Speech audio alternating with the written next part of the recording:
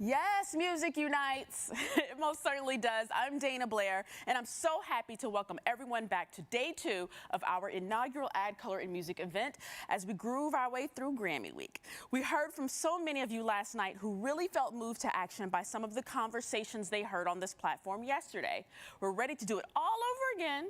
Get into it with more influential leaders in the music industry this afternoon. Please post any thoughts or comments you have in the chat, especially if you work in the music industry yourself. We really want to know about your experiences. And if you want to amplify what you're hearing today and share it with others, post on your socials using hashtag #AddColorInMusic.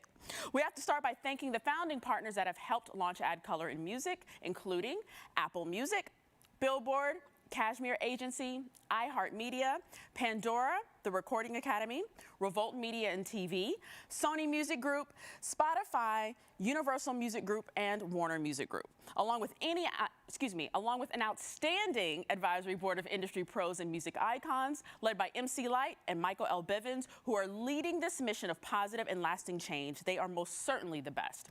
Today, we'll be exploring the ways women of color are breaking barriers in the music industry and the role that music plays in Hollywood.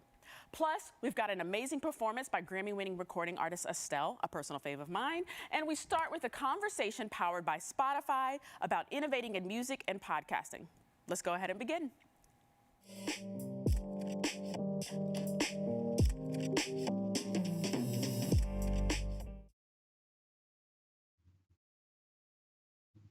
Hi, thanks for having us. Thanks to the AdColor folks for providing us with the honor of joining this event. We're here to talk about disruption in podcasting and music with some great folks from the team here at Spotify.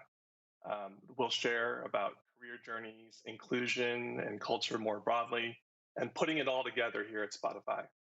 We'll try and dispense some pearls of sage advice along the way. So, for some quick introductions, I'm Ed. I look after industry initiatives and programs for the music team here at Spotify. Jifa is a supervising creative producer from our podcast team. Joining us from our Gimlet team, Rosie is an executive producer for Gimlet Projects, and Ryan is a lead with our music marketing team. So we're all really psyched to be here. You guys happy to share some pearls of wisdom, drop some knowledge on this esteemed group? We're gonna try. Let's.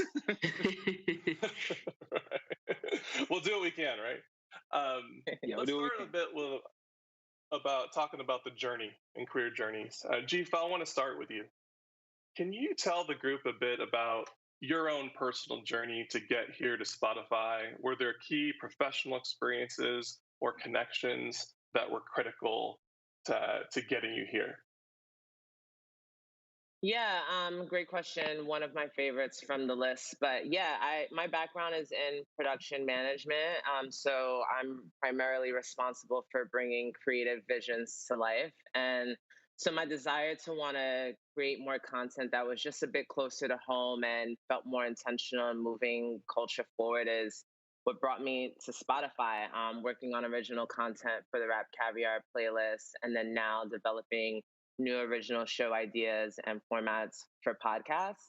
That's been my journey thus far. I'd say along the way, of course, you meet incredible, talented people who are kind of like-minded in the things that you want to do, and then also you learn from others who are more senior than you who can help you along your way, which I know we'll get into a bit later. But that's a bit of my journey so far. That's great. Does any of the other guys want to share a bit about the magic moment or the thing that you believe enabled you to take on this challenge here at Spotify? What was the key skill or experience you acquired, the role that helped propel you to be here? Either of you is good.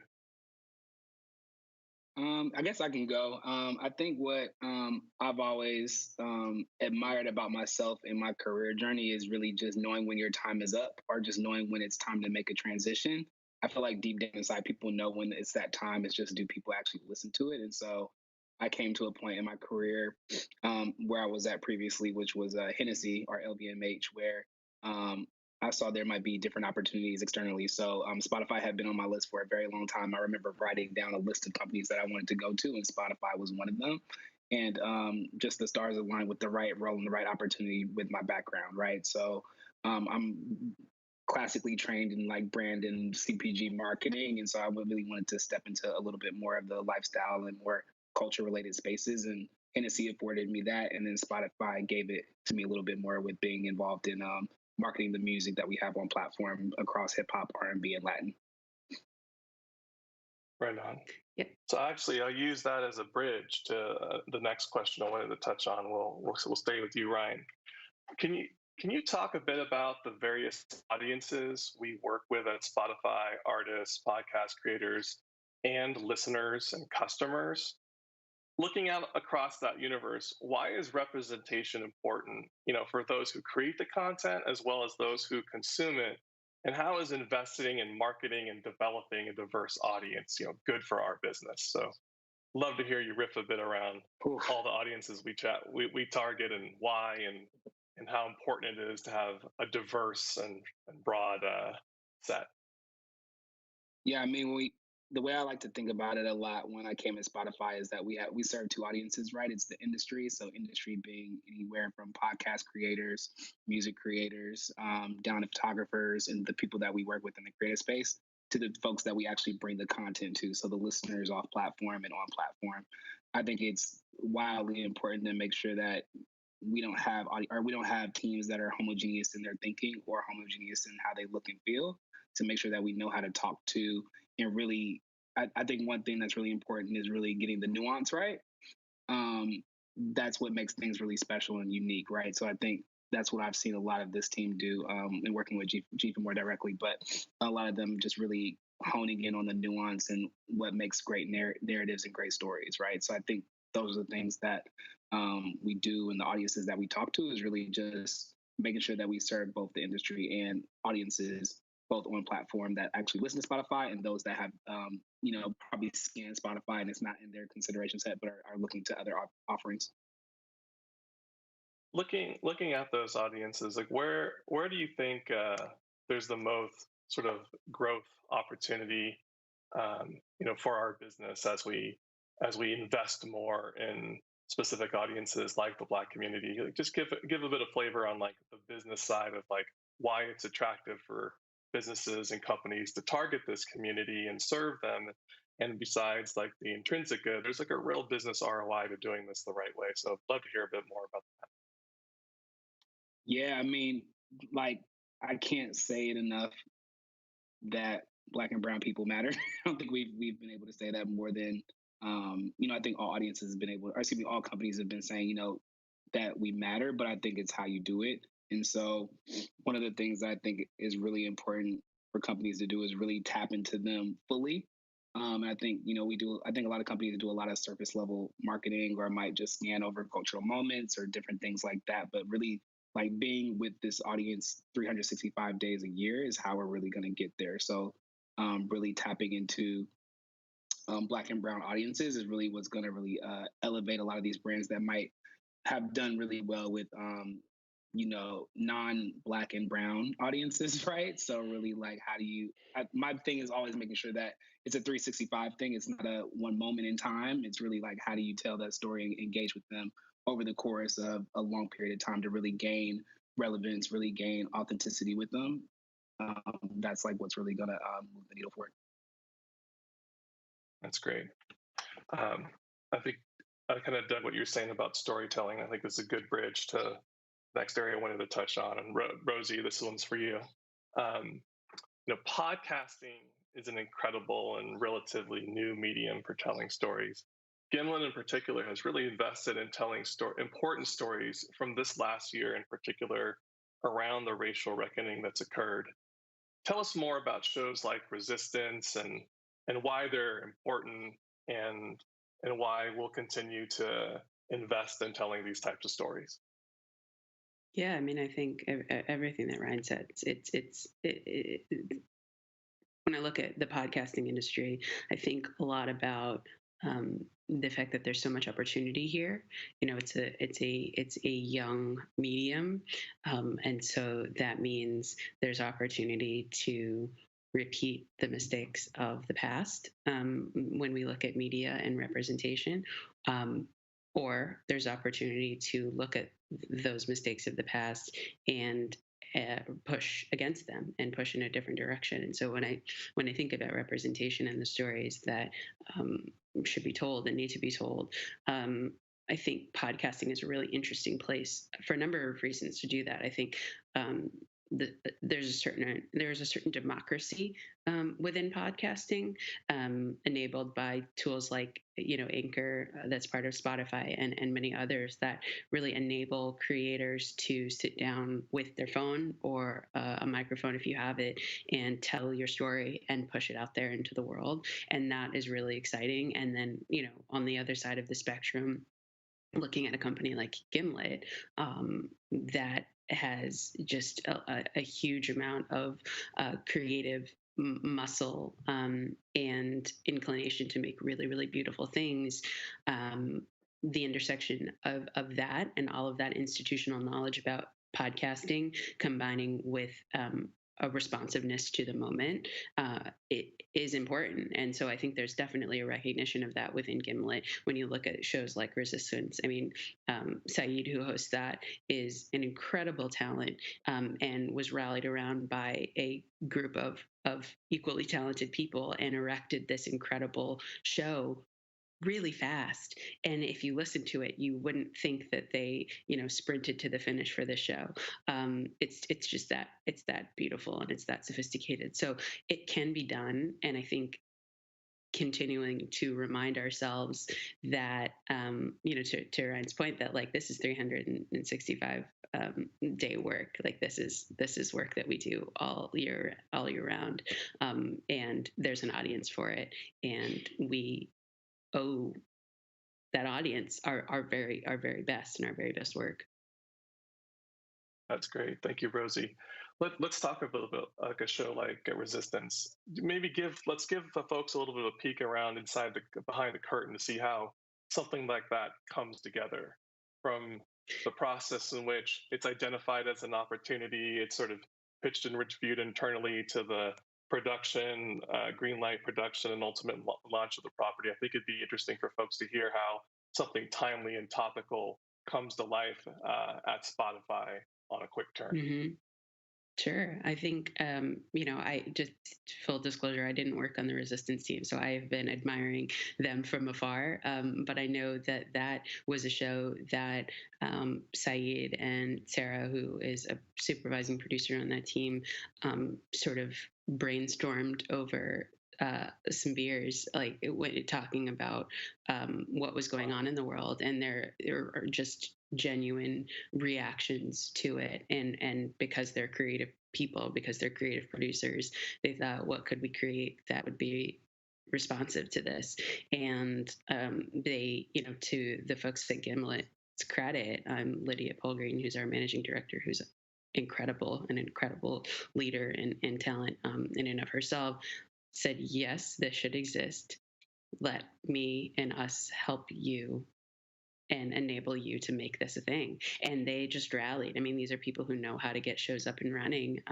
And it was sort of, it became, the whole process of developing a show, the writing, the sort of conceiving of characters, the beating out different, stories and story arc, just condensed into a timeline, because this was meant to be responsive to what was going on in the world, and sort of present a lens that was different than what was out there in terms of discussion about protest and involvement in the movement. So it came together really quickly, and it's just continued to build on itself, and a team has been built around it, and it just sort of is like onward, and it's really impressive. It's an impressive project.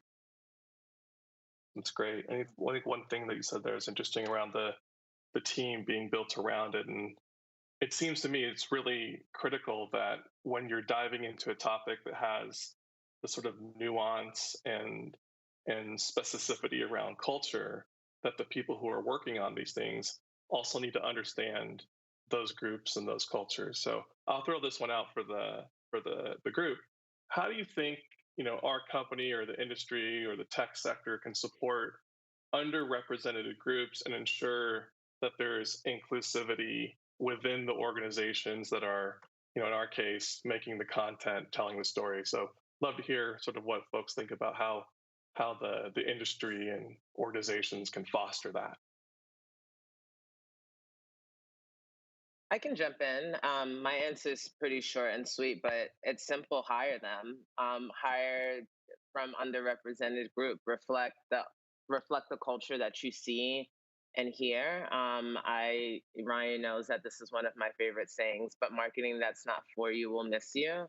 And I think it's a prime example of meeting these underrepresented groups where they are. And it's exactly what I've said in just hiring them and reflecting them in the content. I'll just add to that really briefly. Oh, sorry, Ren. I was just going to say, just very briefly, that in addition to hiring them, I think a certain piece, because I think Jeff is absolutely right. I think the second piece, and without the second piece, I think you run into some trouble sometimes, is enabling those folks to succeed. And so it's the hiring, but it's also the fostering them to succeed with mentorship, with coaching, with making sure that representation is at the highest levels, and at every level, so that kind of support can succeed long term. Yeah, I think the only thing I'd add is I agree 1000% with what they said. My thing was going to be from the top down to the bottom up, and I would say and outside as well, all needs to be integrating of featuring talent from multiple perspectives, Black, Brown, all the things, to be reflective of the type of work and the type of things that you get out of and extract from audiences, right? So making sure that you're checking through, looking at your agency roster and how does that shape up, looking at your media teams and how does that shape up. So I think it's not just the company, it's all the pieces of the puzzle that we're putting work out into the world. How does that all fit together, and how does that serve the audiences that you want to connect with? And how do we just like check ourselves, right? And check what the type of work that we do and how we do it, is what I would push for as well. That's great. I think that's right. So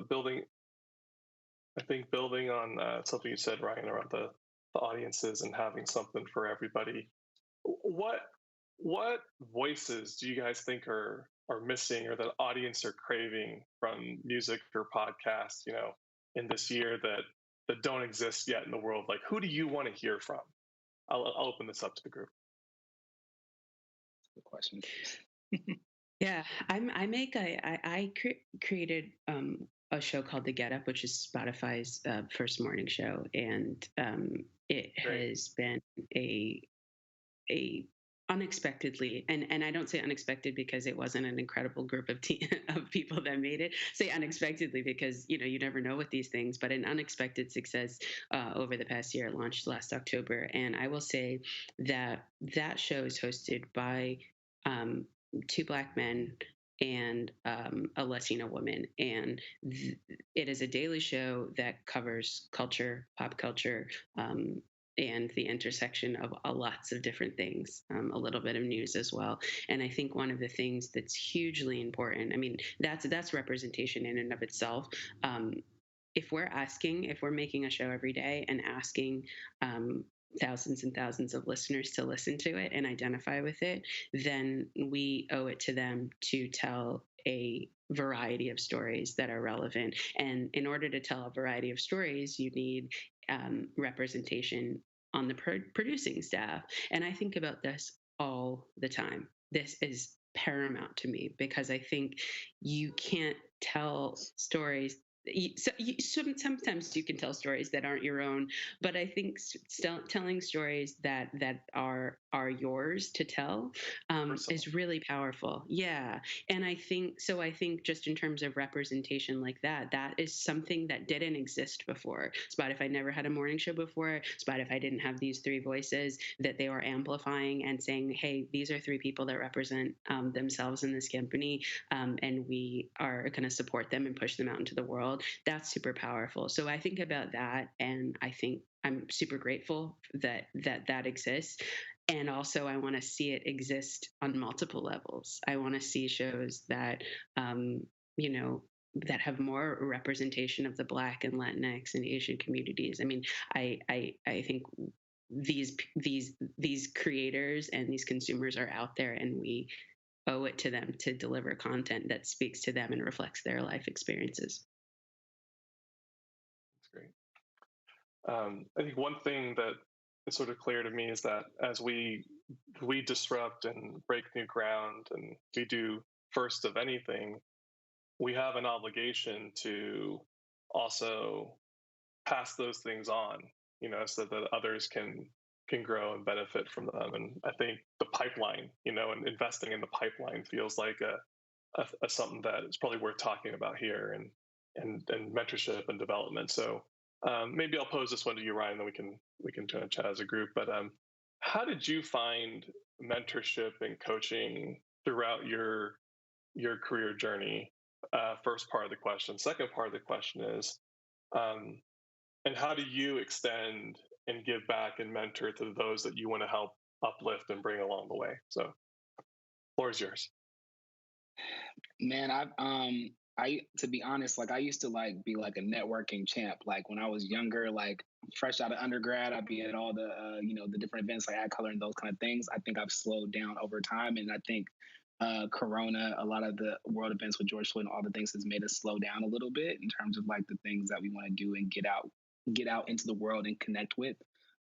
So I think really leaning into those mentors or people that you've built previous relationships with, still go back to the same ones you feel comfortable with, right? I still talk to Lincoln Stevens. He runs, Marcus Graham Project. I still talk to him actively, and I've known him for like a variety of years. That's a mentor that I don't believe will be leaving my life, in terms of like really talking to him and bouncing ideas off of him as it relates to marketing.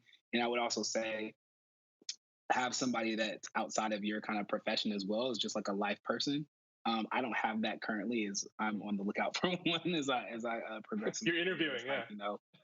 Other life things. But then I think in terms of giving back, it's the same thing, right? Like there's a few mentees that like we have good relationships with, and we stay in constant communication. I don't think it's about stretching yourself too thin. I think it's really going deep with folks that you have in your life, both as a mentor versus a mentee relationship.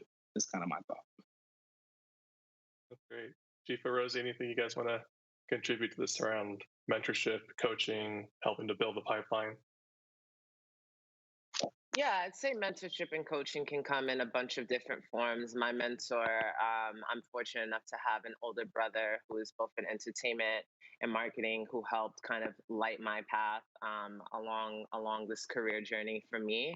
And so, to Ryan's point, I think it's really important to lean on people not only that you trust, but whose opinion you can count on, and someone who's actually going to hold you accountable and both share in your failures and successes.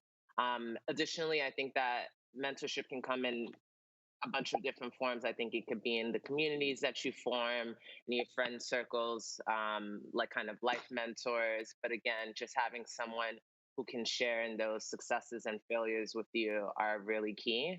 And then I think about paying it forward all the time, taking opportunities to speak on my own journey, to inspire other folks to kind of see themselves in me, and then also to be inspired throughout their own journey. So it's paying it forward in panels like this, or going back to your alma mater or back to your communities wherever you grew up, and doing the work there. And again, paying it forward. I can't say that enough. Yeah, that's why we're all here, right? That's great. We're super honored that folks at ADCOLOR asked us to join, and it's been really great to share all the knowledge and learnings. I'll kind of pivot to a different topic, but I think it's kind of an interesting intersection of something that's happening in our company and questions and opportunities around racial equity and diversity. So we recently announced a work from anywhere initiative for Spotify employees. How do you guys think that will impact the type of candidates that we can recruit and attract from either different geographies, different communities? What do you guys see as kind of like the upside and the opportunity around sort of this new way of working and how it can open up opportunity for lots of people in different places? Yeah, I think about podcasting. I'll say short. Sorry, go ahead, Ryan. We'll go Ryan first. Ryan first, and we'll go to Rosie. No, I was going to keep it really, really short. I think you definitely have to be a self-starter, and you have to know how to collaborate virtually. It's my two things. It's one of the two things that come to mind for me. Go ahead, Rosie. Yeah, I was going to just say about I'm excited by the work from anywhere policy, because I think when I think about podcasting and look at these older mediums, TV and film, they've been very, very coastal. That you have to be in New York or you have to be in LA, and I think obviously the pandemic has changed that for TV and film for sure. I suspect it will, revert back in many ways, and maybe to an extent it will in podcasting as well. But I think in terms of pipeline and finding talented people shouldn't have to live in some of the most expensive cities in the country in order to find success in these industries and have access to people and have access to studios. And so I think the democratization of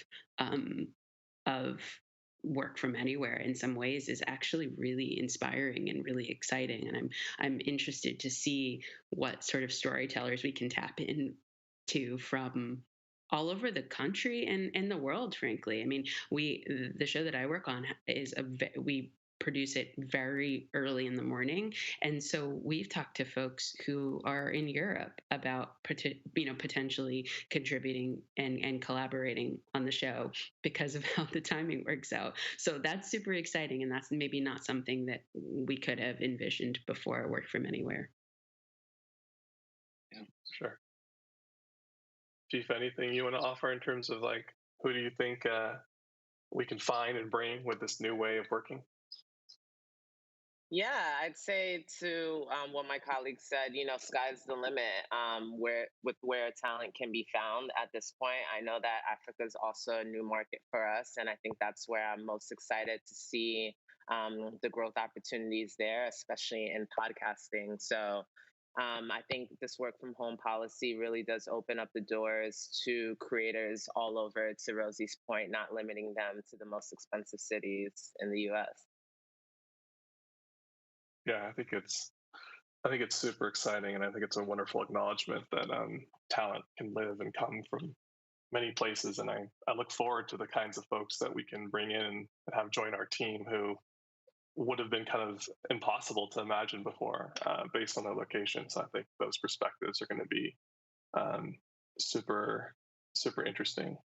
Let's talk a little bit more about sort of the working at Spotify around topics like diversity and equity. What have you guys learned about driving awareness and change on racial equity topics at Spotify? I mean, like every other organization, lots of really powerful conversations have occurred in the last year. I know, and working with a lot of you all, that I've learned along the way too. But I'd love to hear from you. Like, what have you learned around the best way to like bring up a topic or issue? How to socialize that within those organizations? How to actually drive a meaningful outcome or change? We can start with you, Ryan. I know you've been close to this work as well. Shoot, I was hoping you'd start with the other. I think. I mean, one I would say is not for the faint at heart, right? I think when you're working on a lot of the equity initiatives with all the things that are going on with, trying to engage Black audiences, trying to, figure out what's the right way to approach all the things. I think it's not for the faint at heart, especially for the Black and brown folks that are on the front line, kind of trying to figure it out, right?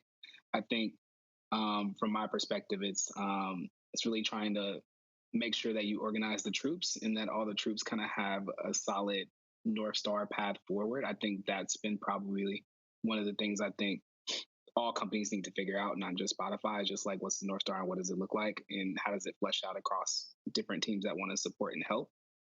It's kind of the first thing I would say. And then secondly, I would say that I think the biggest thing that I've learned is there's so many different facets of things that you can break down in terms of this infrastructure that supports kind of disparities in equity, that it doesn't just go beyond, it goes well beyond just hiring. It's how are you choosing your vendors? How are you doing all these different things? Like, how are you choosing your banks?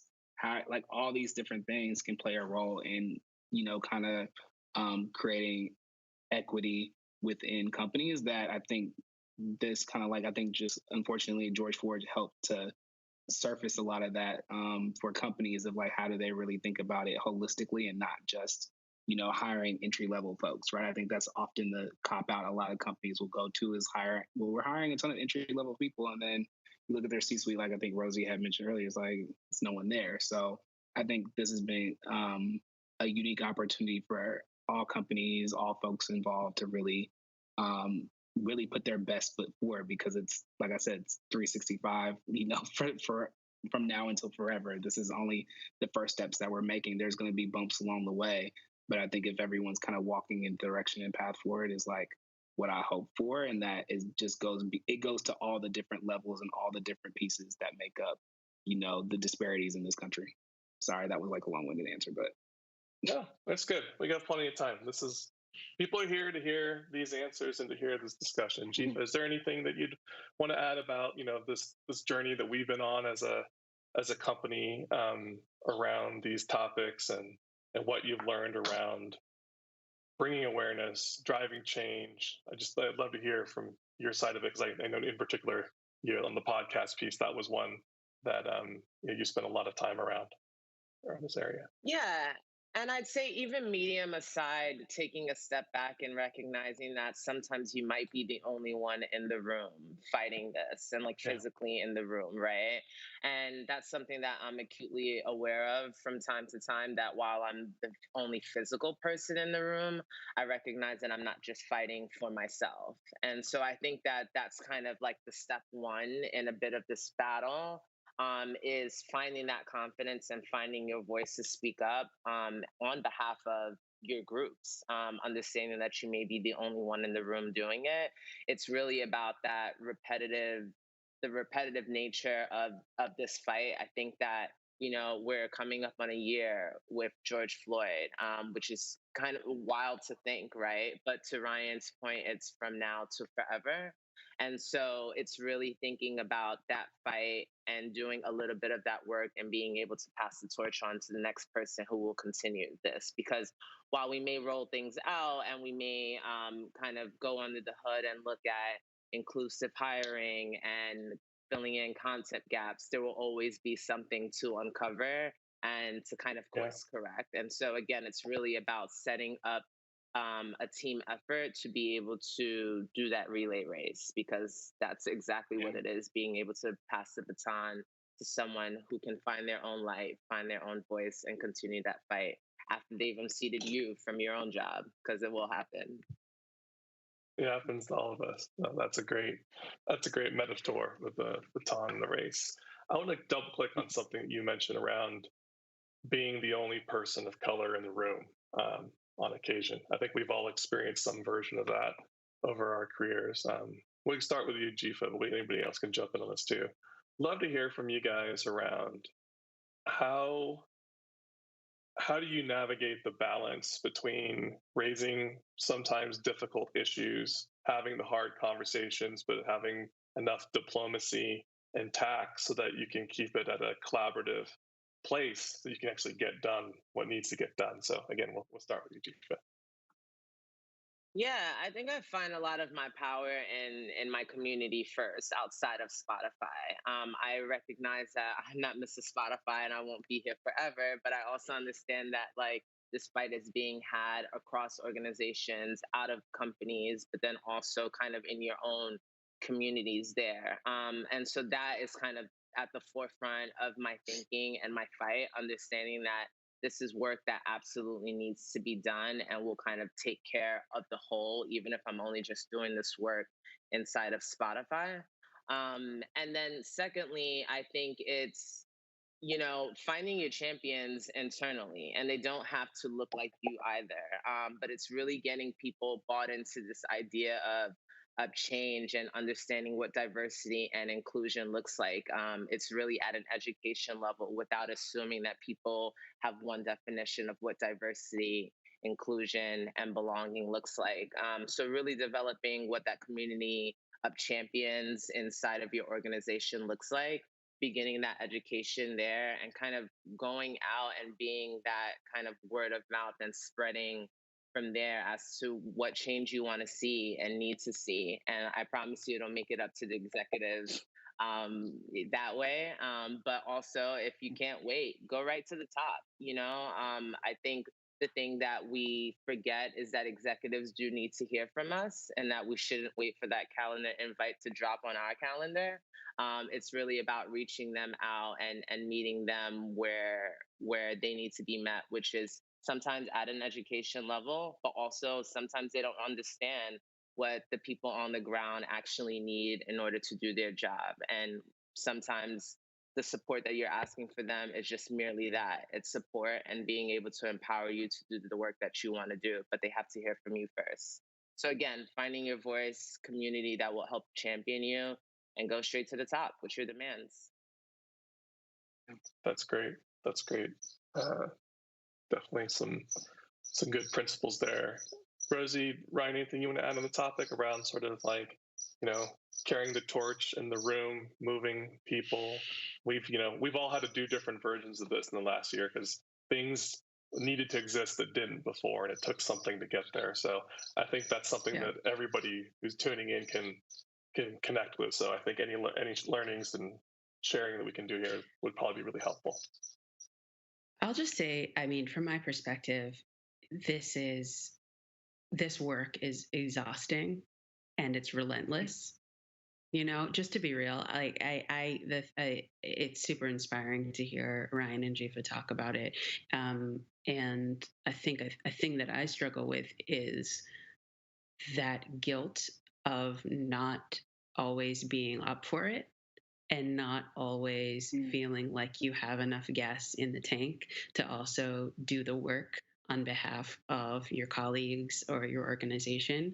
Spotify's a big company and change takes time.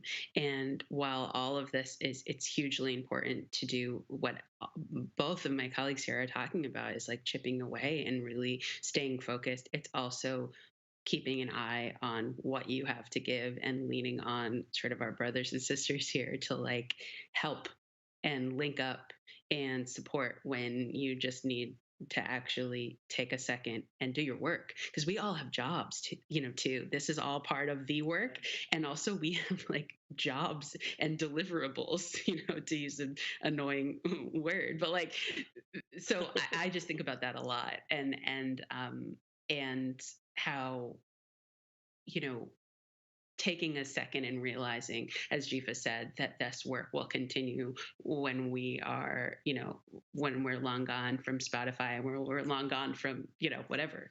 Not to get too dark, but this is just this is work forever and ever and ever. And so thinking about what we can do that feels possible while we're here, and then recognizing that there are others that have our backs who are also doing the work is comforting for me.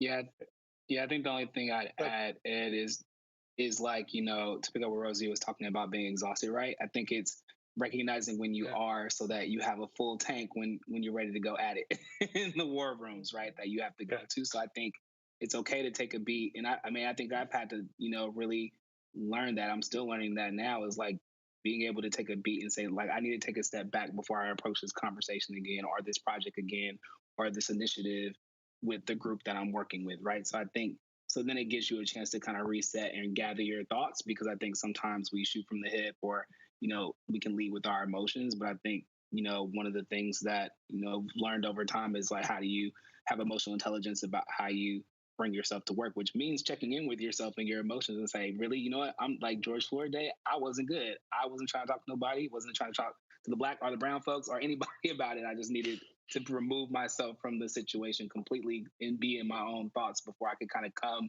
and approach conversations again about whether it's how do we approach this work, or whether, you know, those things. I think really, if anything, COVID has taught us this year, and all the George Floyd things, is how to really check in. I think really honoring checking in with yourself. I think it speaks beyond measure when you do that, because then you can really give your full self and bring your full self to work, depending on, you know, how full, depending on where you guys are working at. But, you know, bring your full self to work is important. And I don't think you can do that by taking, if your gas tank is on E, you need to really just take a moment and rest and then come back. So that you can go in guns blazing, so that you can fight the good fight every day, right? So that's my thoughts. That's really great. I'm going to take a question from the audience in a second. I wanted to ask one follow up on the. You guys all brought it up, sort of the idea that this work is really hard. It can be really exhausting. It can be really heavy. But there's also like a lot of inspiration and joy that can come from empowering voices and amplifying a community. Talk to me a little bit about like that part of it. Like, where do you find your inspiration and your energy in the area of like, you know, advancing racial equity and diversity? Like, you know, who's the main source of your gas and your fire? Who do you do it for? I'll just jump in really quickly and say I'm doing it for all of I manage a team, and there are Black and brown folks on my team, and I do it for them because I hope that they have a better experience than I have, and I want them to succeed, and I want them to be set up for success, and so I do it for them, and, you know, I guess maybe my future children or something. Oh, that's great. There was a question that came in from the viewing audience. about recruiting. Now that the workforce is so distributed, and none of us are recruiters on the call, but we're either hiring managers or work with recruiters. With that distribution of the workforce, where are recruiters and hiring managers looking to source and find talent? What's been your experience around that? Go ahead, Ryan. I'm trying to think. No, I think it comes in a variety of different places, but I haven't seen it come anywhere specifically. Because I know there's a lot of times like people know somebody that knows somebody at Spotify, so I think people go that route sometimes. Spotify's probably, I don't know, I think it's a hard place to get into, but I think it's just establishing the right connections with people that might already work here, and also working with that person on if you see something and see an opportunity, really ask the questions. And I think this is any role, not just Spotify, is really pressure test that job description. Like, is that job description something that describes something that you can do and come in here and crush it and kill it? Or is it, something that it's vague and you're not sure exactly what you're signing up for? I think that's like I said, any job description, I think that's the first place to start, is really get a grasp of that and talking to people that work at Spotify. Also, I've found jobs on LinkedIn. What is it, Premium? Shameless plug for my sister that works there. But you actually have access to that recruiter, where you can actually like send them a direct email or direct message. So that was the place that I found my previous role at Hennessy, is through direct messaging on LinkedIn. So that's one place I definitely encourage people to explore. Just do like I think it's like a 1 month trial or something like that, and then just go ham sandwich for like a month, right? Like you could do that as well. Is the only thing I'd say. That's cool. That's great. Let's sort of pivot to the sage advice part, and we'll do a little round robin here.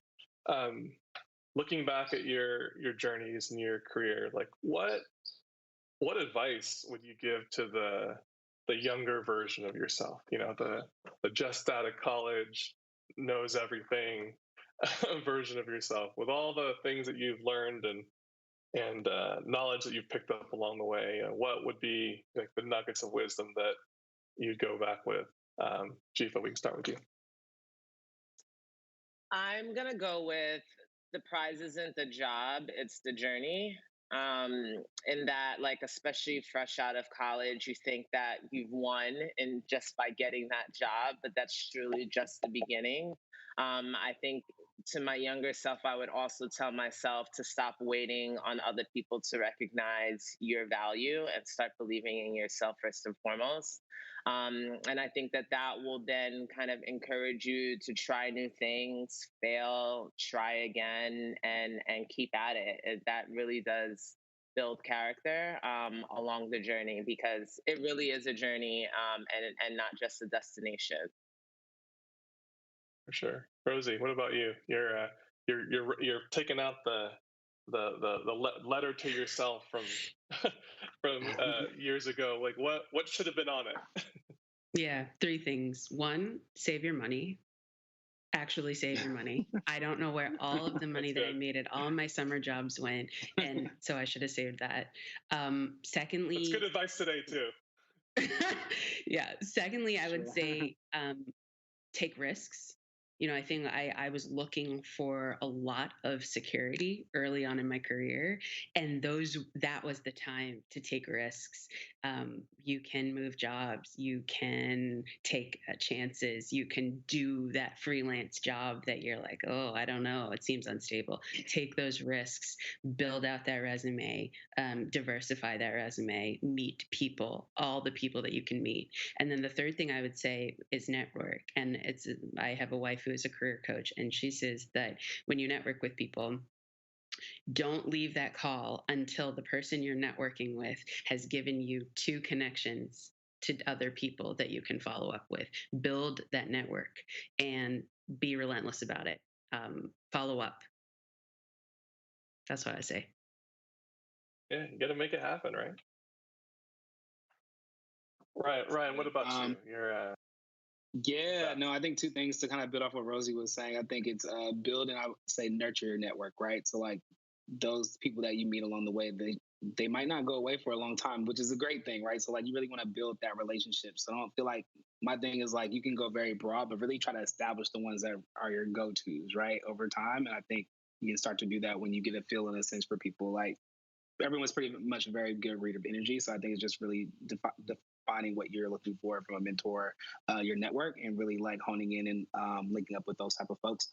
The other thing I'll say is that it's always going to be, there's always going to be peaks and valleys, and it's always going to be this idea of like what's next, but really like enjoy the moments that you have when you're in them, right? So whatever role that you take, whatever experience that you get, enjoy that moment in time because it's fleeting, right? So it's always going to be a next new moment and a next thing. So really try to take in and breathe in the learnings, breathe in the people, breathe in all the different things that you're at in that particular moment in your career or your journey or your life space, to then propel you to the next one. So then you really are like in tune when you know it's time. Then you can make that next step forward and decide on what you're going to do next. And you'll always be evolving. Like it will never stop. Like my mom, who's like 65, she got her second degree at 65. So like Incredible. it will That's always incredible. be. You'll always be evolving. So just continue to evolve and like don't don't lose sight of that it's always going to be a journey and the evolution of who you are into new spaces. So that's all I got. And that's a lot, man. That's great. I think you guys have hopefully the folks tuning in have gained something from this experience. I've really enjoyed getting to know more about each and every one of your journeys, and I think it's an incredible thing to be able to share experiences, because when you share with others, they benefit from what you've lived through, and sometimes they don't always have to take all the bumps themselves. If we can help people steer around corners and over hurdles, I think that's one of the best things that we can do. So I'm super excited that Spotify is good enough to support this organization, and they asked all of us to participate. Thank you guys all for your time and your candor. And I think with that, I think we're going to sign off and turn it back over to the folks at ADCOLOR.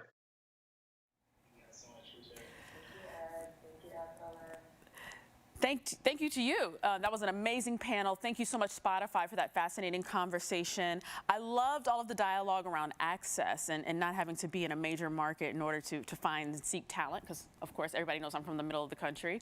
And I also love the gems that were dropped at the end. All of you out there, please continue to share your thoughts in the chat. Still to come this afternoon, ADCOLOR founder and president Tiffany R. Warren has a fireside chat with Felicia Butterfield to discuss her mission at the Recording Academy. And later, Tiff will talk with Grammy-winning recording artist Her about the intersection between music and social justice. Plus, an amazing intimate performance from multi-platinum Grammy-winning musician and actress Estelle. I totally live for Lovers Rock. I promise I won't sing it here at ADCOLOR, so don't worry. But I really, really do live for that song. But first, women of color are finding innovative ways to rise up in the music industry and make room for others to follow. Here's a panel powered by Pandora. Pass the mic.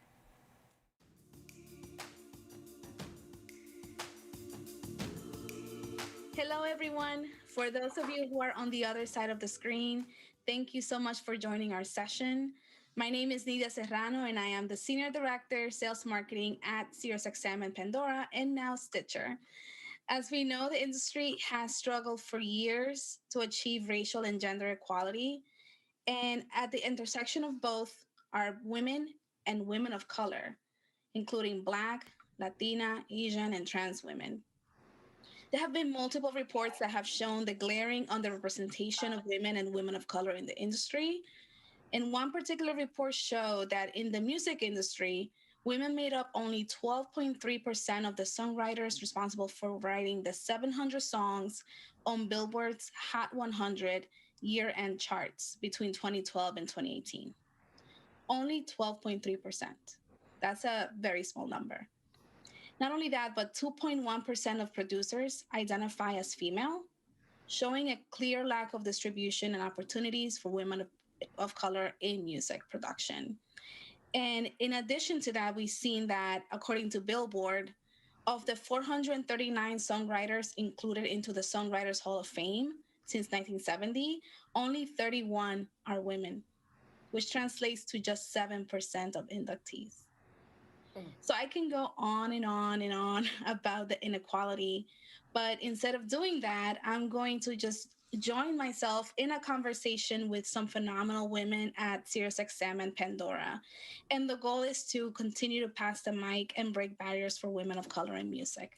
So with me, I have Nicole Johnson, who is our head of hip hop and R&B artist relations.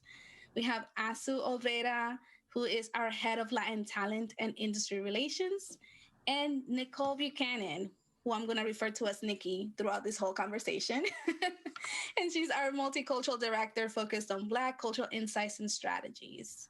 And the hope is that we're going to shine a light on the barriers that are keeping women of color from advancing in the music space and also share our hopes for evolving the industry. Ladies, thank you for joining me. Thank you for having us. Awesome. So we're going to keep this fun. We're going to keep it light, but also keep it real because there's a lot to be shared and discussed. So I want to kick it off by just asking, all of you here, what does it mean for you to be a Black or a Latina woman representing Black or Latino artists? I'll start with Asu. Yay. Well, it's first of all a lot of responsibility, like once that you're lucky enough and you're like work hustle, a lot to get in a position that you can be heard and listen. You have a huge responsibility to open doors and to advocate and sponsor some other brown people and people of color and Latinos to actually get there next to you or above you. That's the way it needs to be, So I just feel like that empowerment that I have, I need to transmit it to more females, to more color people. That's just a huge responsibility. And it's like, I'm proud of it, like I'm always with my weight of like, here's a Mexican, here's a Latina, and brown people for the gold, like we're all, I decided to do that because I'm proud of my roots, to where I come from, to my own struggle. Always recognizing that we're not perfect, but who it is, so it's just a matter of tolerance and acceptance and be greater in our space. Absolutely. And that just gives our work more purpose, right? Like when you are fighting internally and externally for people who look like you, who sound like you, who are coming from your same background, it just makes, the work that we do much more meaningful. So Nicole, how about you? What does it mean for you to be a Black woman representing Black women? I mean, it's same as you said. It's hard because the weight and the pressure is all on us. Not only for me being a woman, but for me being a Black woman. So any creatives, any ideas that come down the pipeline, we usually have to answer for every Black woman, and that's the pressure. We're in these positions because we clearly handle that pressure great and in a good way, but it is still pressure to make sure we're getting it right in all aspects. And sometimes I don't have the right answer because this is just my opinion. But I'm just so used to being the only one, whether it be Black woman, Black person. I'm used to that role and that education role because it's a lot of pulling people aside and explaining to them like how this could work or, how this culture might move. Because you don't want to like embarrass anybody, but I think with all the revelations that even you just spoke of how we're so underrepresented, people are really, leaning on us for our opinions and leaning on us to jump into things. So it's a lot of pressure, but it's great. It's a great responsibility. I'm happy to have it for sure. Love the idea of the sidebar, Nicole. That's my favorite thing. Like, can I have a word? Can I have a word with you for 1 second? Really quick. Just like, you said that. Yeah. I love that. That's awesome. Always a word. Yeah. Mm-hmm. Can we talk? Mm-hmm. Yeah. I think for me, just being in this space is really interesting. I am here for all the smoke, so I enjoy my job. I enjoy telling people where they got it wrong and where they got it right in a nice way. But I've just really always been a fan of words, and so I'm always interested in really, I've always been very communicative. So for me, it's really understanding where people are in terms of how they perceive us as Black women, but then also how they perceive our work, and really kind of diving into and unpacking like what's the barrier here, and let's get to the root of it. So I find that it is a burden, but I do enjoy it. And then my whole goal is to just make, lead with confidence and, make way for others to come right behind me. So I'm always thinking of the people that are coming behind me. I will say one other thing though, in this role, I really, for being Black and representing multicultural, the way that we evolved in this country, we really weren't given the opportunity to be really proud of our heritage in a way that was meaningful. And I think being on this team, being at Pandora, the space that's given, and working with you, Nydia, and working on the Hispanic business as well, and just seeing how proud you guys are of your communities and your heritage really allowed me to really get into that too, and really kind of say, yeah, we do clean with music. We do clean on Saturdays with music, and we do have house cleaning music, and that's fine, stuff like that. So I do think the community that we have as a group is really important too. Yeah, absolutely. And I think that there are commonalities that you don't acknowledge or you don't notice until you are with people, and you're sharing those experiences.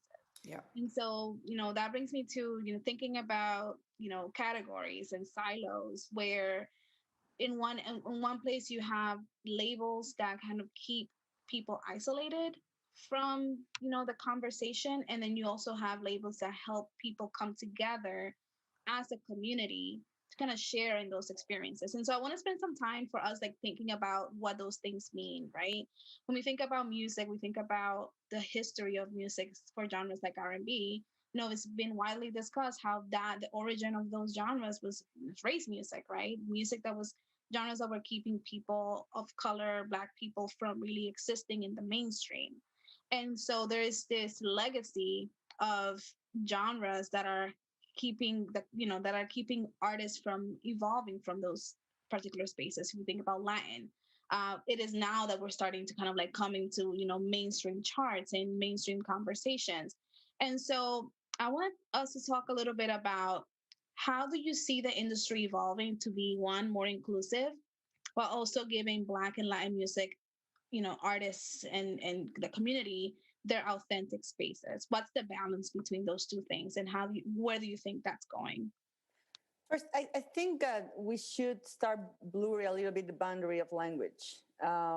Like we have this enormous tag of Latin, and that means no mainstream. That means your own department, even your own division. Like it's like information gets lost. Like I get to deal with labels, and I have the same call with the Latin division and then with the Anglo division. Why I cannot have a call with XYZ major label that also are handling Latin, like put it more as a genre than as a completely different beast, which it is in the way of work, but it shouldn't be segregated because of that, so I think it's like but continue to educating like labels, programmers, DSPs, all partners, in order to see like, hey, listen, this is about the music, not the language is happening. You can see BTS. Nobody said that, no, that's just K-pop. It was mainstream, and with some other Latin example has happened, but a little more like enforced, because the numbers, they just not allowed not to put it into mainstream como Despacito, right?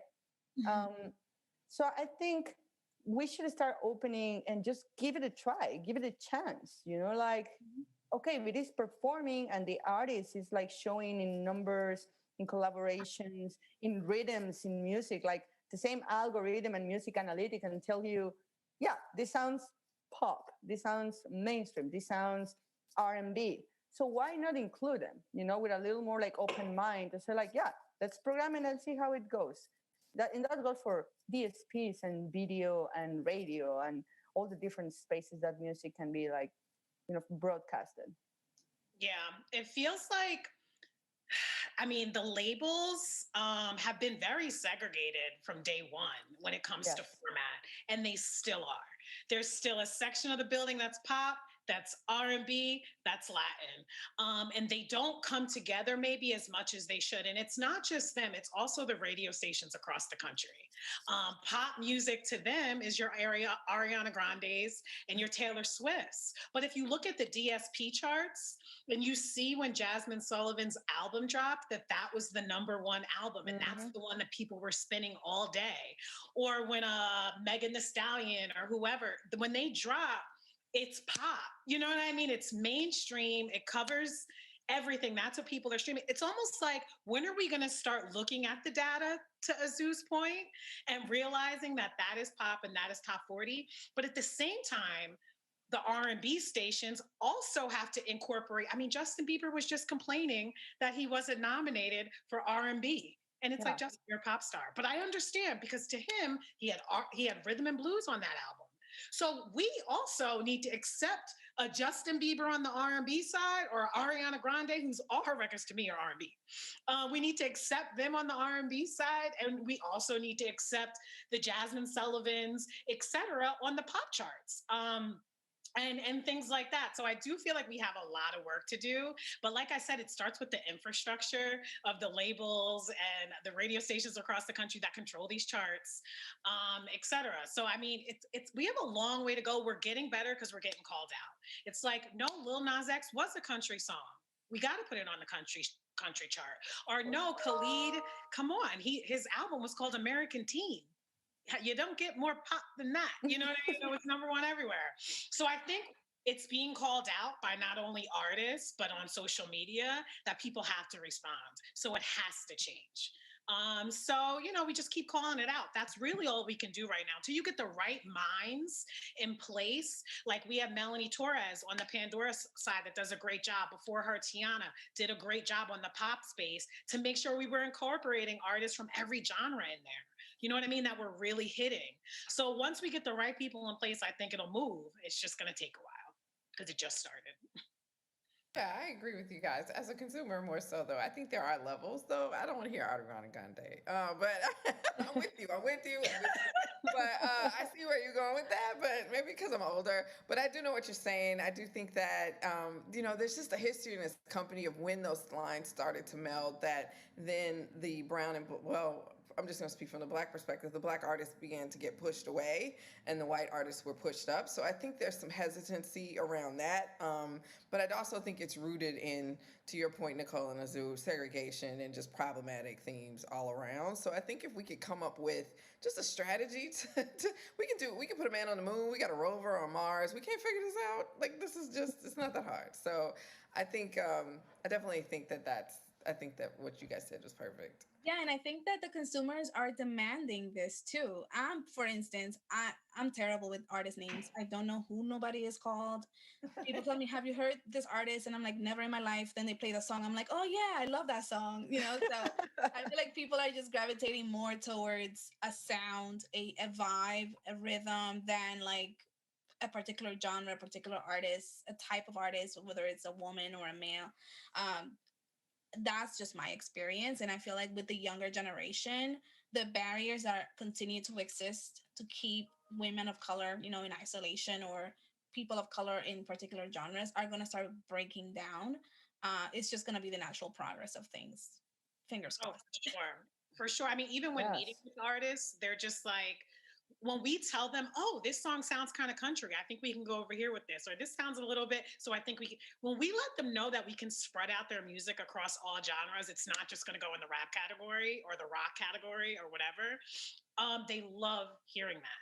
Now, typical radio stations don't really do that. They're like, "All right, you're Latin. All right, you're pop." You know what I mean? We all just need to get on the same page. Yep. Mm-hmm. So that main barrier of race and ethnicity, it's like a huge one that we have to overcome, right? Before we even start, we can do both, right? But that's one that's humongous. Though now when you go down into the particular genres, there is a history for certain genres of huge underrepresentation for women. I mean, I come from Latin background, where there are whole genres where you don't see one woman. If you think about salsa, for instance, everyone knows who Celia Cruz is. I feel like Celia Cruz is one of like 5 salsa artists that have made it big in the history of the genre. and you think about, genres where women of color, Black women, just don't even play at all. You think about country, rock, all of these spaces. So let's talk a little bit about those particular instances. Why do you think, Asu, that there is such a barrier for women in the Lion space? And I know there are the Carol G's and the Becky G's in the world that are kind of rising to the top, but there's still that barrier that still exists. Yeah, and they breaking because they decided not care about barriers. They decided, like, if somebody called it like, oh, you're masculine, it's like, or not, or no, or maybe I'm a female saying what I need to say. Why I cannot say it? Who says suits and tuxedos are for men? Says who? Says who that the language that sexual empowerment is just for men? Who says that I need to be perfect and cute and just be in the house with a broom and a big belly waiting for your kid? Right. So, because that was the Latin culture years ago, and still in so many countries, and still in so many neighborhoods in Mexico City, still, like it's a very developed city. So that part of patriarcado, I'm sorry, I don't know how to say in English. The patriarchy. Exactly. Patriarchy. It's still very strong, it's still like this, like very machos of closet, like they say, like they support women, but like in the other hand, they get jealous if she earns more money and she's more successful. And all these things are like rooted in our DNA as Latinos, and it's been a very slow and painful way to change this. And in the music, sorry? Pandemic is impacting that? Do you think we'll come out on the other side of the pandemic in a better way because some of that stuff has been stripped away? Like we can't. I think, like that's a very important point, because when men started stepping out of the home after all this year at being home and realizing how it's like be a successful entrepreneur, an artist, and also have a career, and also have the house spotless, and also educate your kids, they are like a little like, whoa, sus, okay, I got how it is. And in the music industry, it's an industry full of men, like I going back to my A&R times, I was the only A&R in the entire Latin world, So I was in these meetings with another 35 A&Rs, all men. And it's me, they're like, sup, and you need to take out your heels and put your sneakers, because if not, they will be out all night. And you're like, hey, my feet, and doesn't mean that you're less feminine and you don't embrace your feminine side, but somehow they have the path paved for them to run. And for us, it's full of rocks and water and pots, and you're in heels. I don't want to go back to hills. I'm just saying that. That's on. I mean, I don't know if you meant that literally or an analogy, but I think it works really well both ways. It is crazy. And there's like artists, there's a handful. And then back in the industry, like musicians, producers, mixing engineers, not only executives, like the part that is the music creators. There's so little, because nobody trusts that they can have this, oh, it's too soft, it's a girl, it's going to be too soft. Or not, when I was there in A&R, I was like, wait, she's a woman, let's go to her. But I never hear about, let's try her, let's give it a try. And it's exactly what I'm saying about Latin and mainstream. Give it a try. There's nothing to lose and yet a lot to win. Like, I'm just happy to see more and more women. Like, I got into Pandora mainly because the team was entirely by women. And I was like, yeah, I'm going there. Nicole, do you feel that you have the same experience? Have you? Yeah, no, for sure. Yeah, for sure. So I didn't know if you were going to finish. I saw I kind of interrupted you. But no, yeah, for sure. I feel like, though, now in the hip hop space, for sure, women are just, when I tell you they are taking over slowly but surely, because the lyrical content, we can finally sing too. You know what I mean? And and they're like, oh, wow, that's how y'all felt? Yes. Thank you, Sweetie and Banks and Doja and Mulatto and Megan Thee Stallion, Cardi B. Thank you for saying all that. And the fact that I just named 6 women that are probably on the radio right now, or you know what I mean, on a pop chart or on a hip hop chart, is amazing because that wasn't really happening. When we came out, we were pinned against each other. You know what I mean? It's like there can only be one Eve or one Missy or one. It was like everyone was, we were supposed to fight with each other because there could only be one. And that's almost like how I feel in the workplace. When there's only one person of color, it's like we're pinned against each other to fight each other for, in a survival here.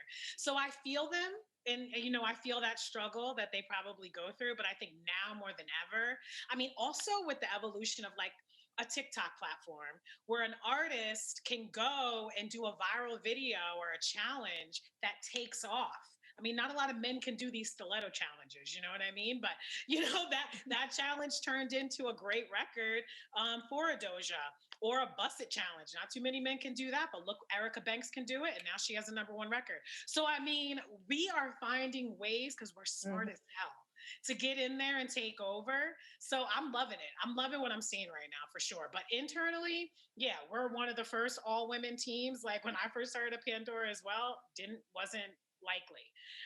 So we do need some change on the executive side and at labels and in all those places, but you're seeing great things. Like Ethiopia is now the CEO over at Motown, and obviously Sylvia Rone's been doing her thing for so long.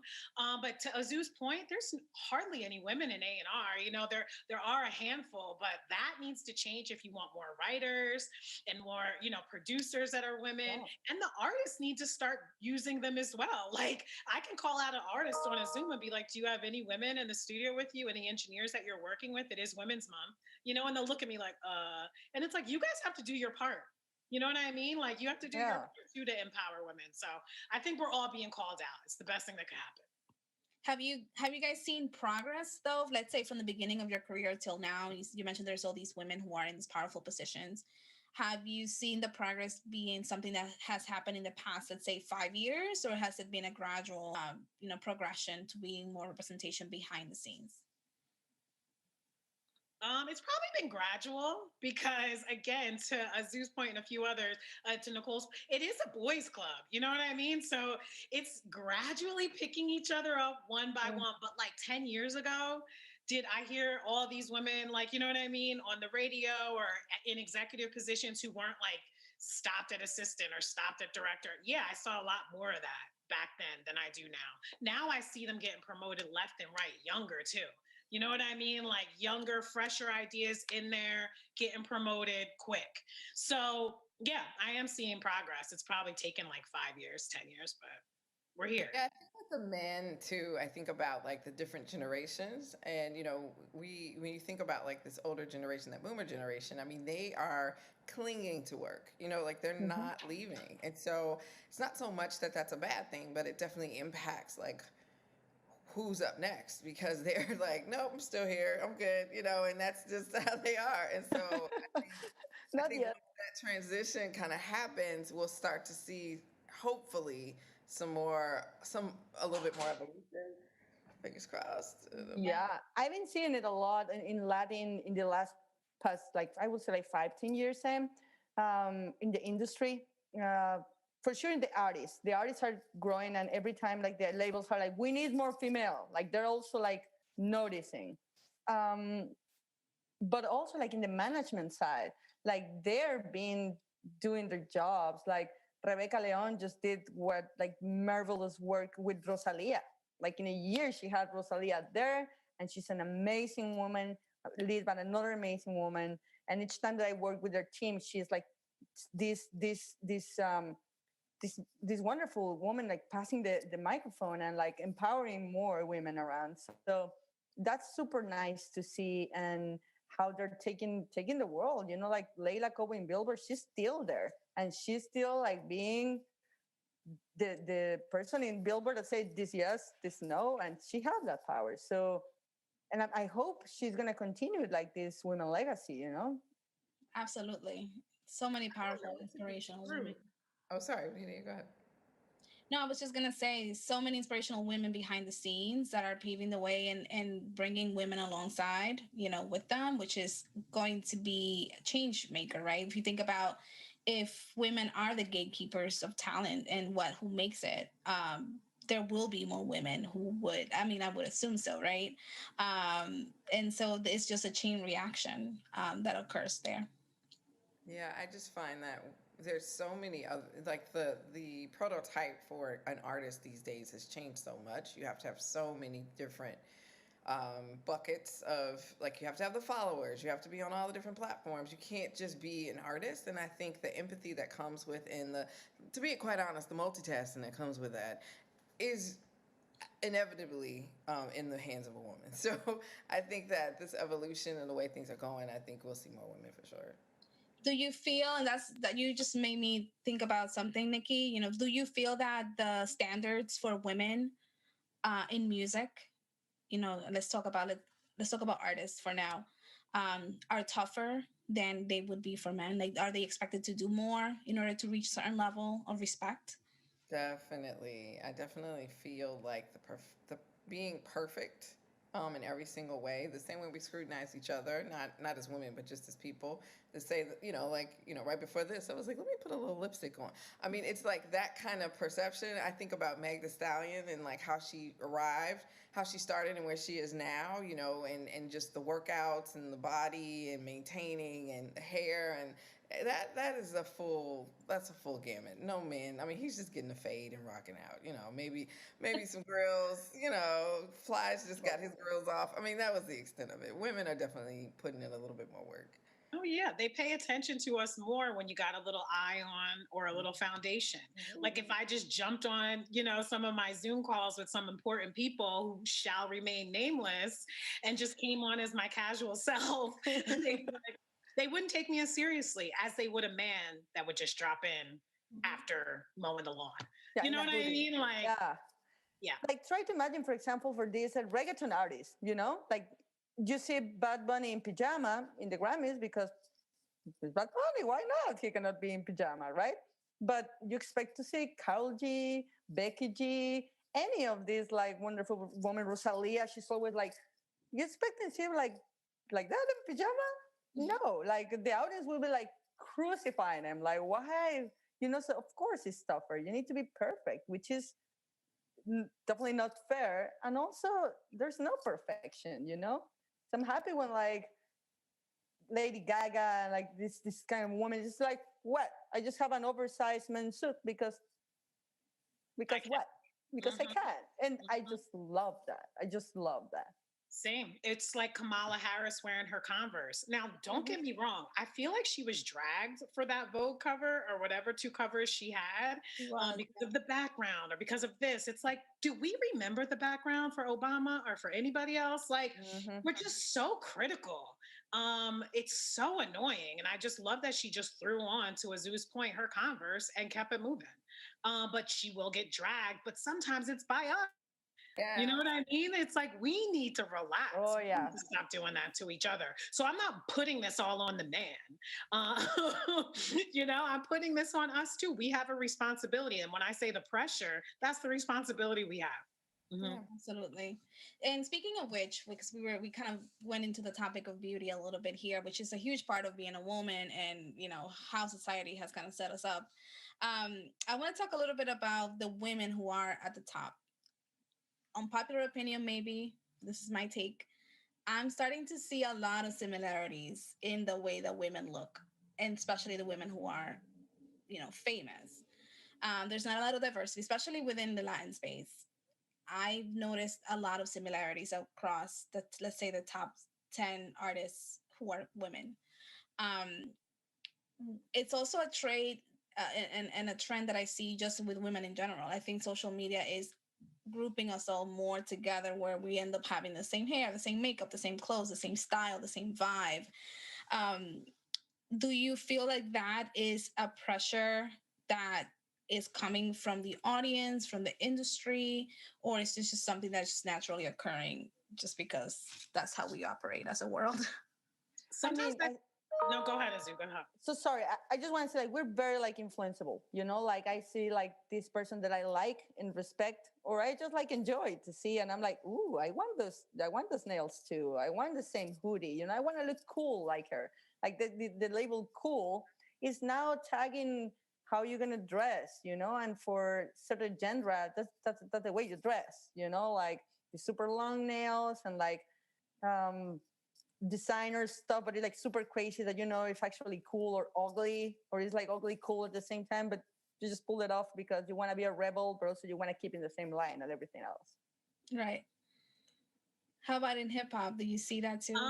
Yeah, I mean, it's funny. We were just talking about crossover. The hip hop artists that cross over as women, the Sweeties, the Doja Cats, the Megan Thee Stallions, the Cardi B's, they could probably give you the same vibe. You could probably feel like you're seeing the same person. I mean, you might not be, but lyrically, etc., you might be seeing the same, to HER's point, Fashion Nova dresses and everything else, right?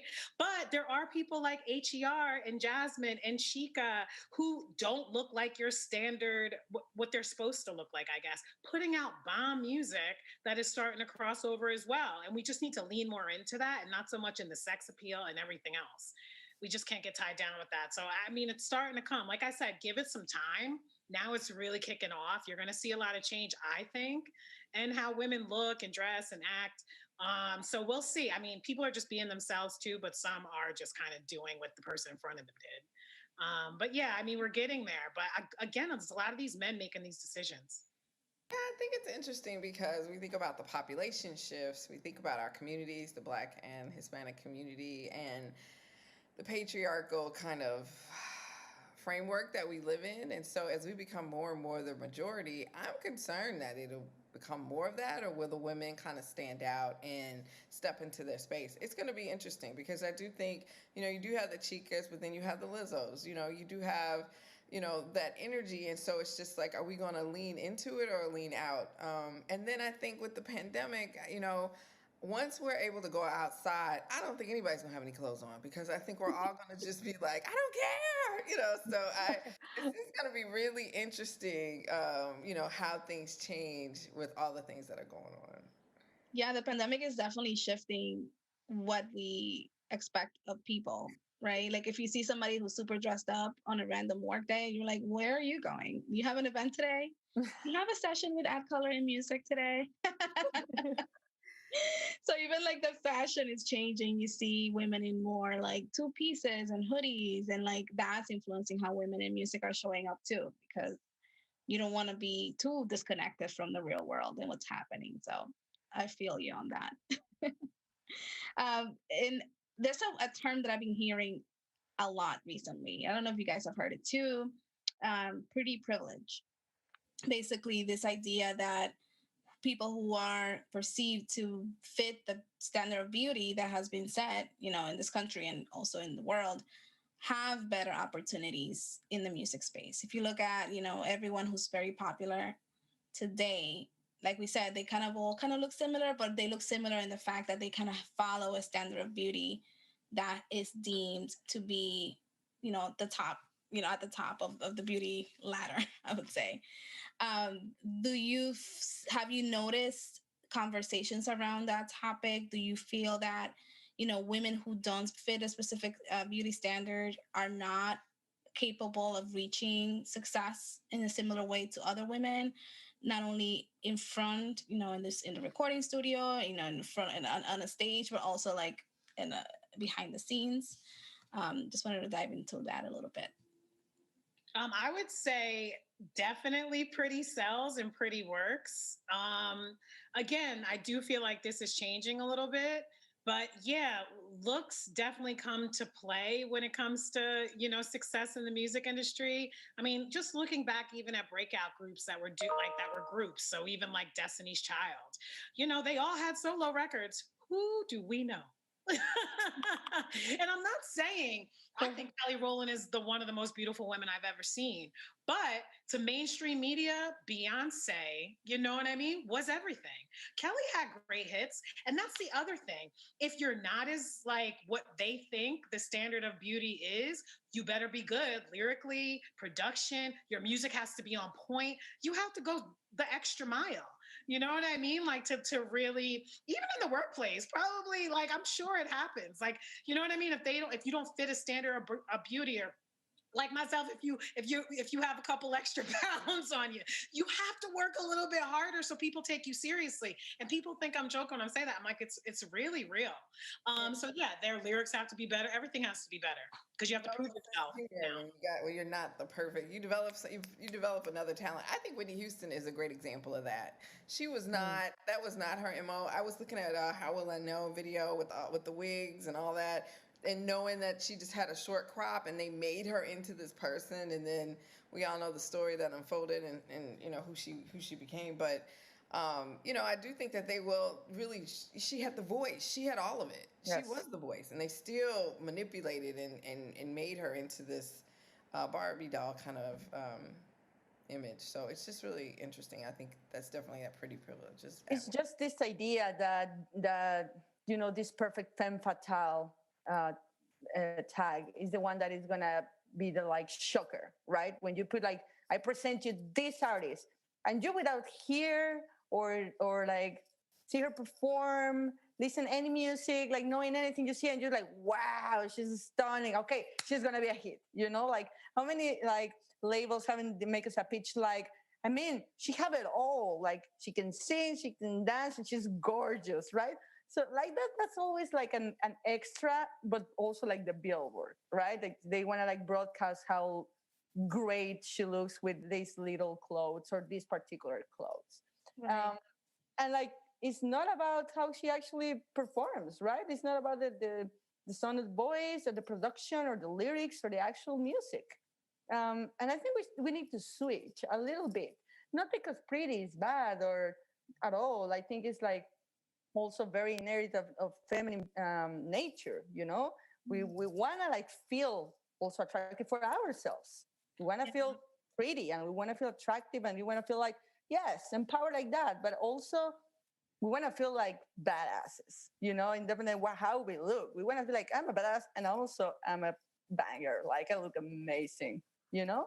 I think the problem starts when the standard of beauty doesn't fit a dark skinned woman, a woman with, you know, very natural, very curly hair, a woman who is overweight, a woman who may have some sort of, you know, so it is problematic when you start to erase women from the equation, you know. You know, women who are very diverse. And for me, I think that what I had mentioned before about this kind of everyone looking the same is because there's just one standard of beauty. I find it beautiful when I see a diversity of women that look very different, who express themselves very differently. I think until society starts embracing this diversity of looks, you know, we're gonna keep getting what we're getting. I mean, not for nothing. If you even look at a Megan the Stallion, I mean, she owned it. I'm a stallion. I'm tall. This is how I come. I'm curvy, and went with it. And everyone wanted to be a stallion. Mm-hmm. You know what I mean? So it's kind of like we're also claiming our standard of beauty and what we think looks good. And if I think I look good, I'm going with it. Megan might not have worked 20 years ago. You know what I mean? They might have told her to lose some weight. She's a little too tall. They might have done all that to her, where now it's like F off. Lizzo definitely might. Yeah, Lizzo is. Yeah, exactly the example. Now it's like, no, she's so talented. She plays the flute, but look, she had to have the flute. You know what I mean? Yeah, that's right. Yeah.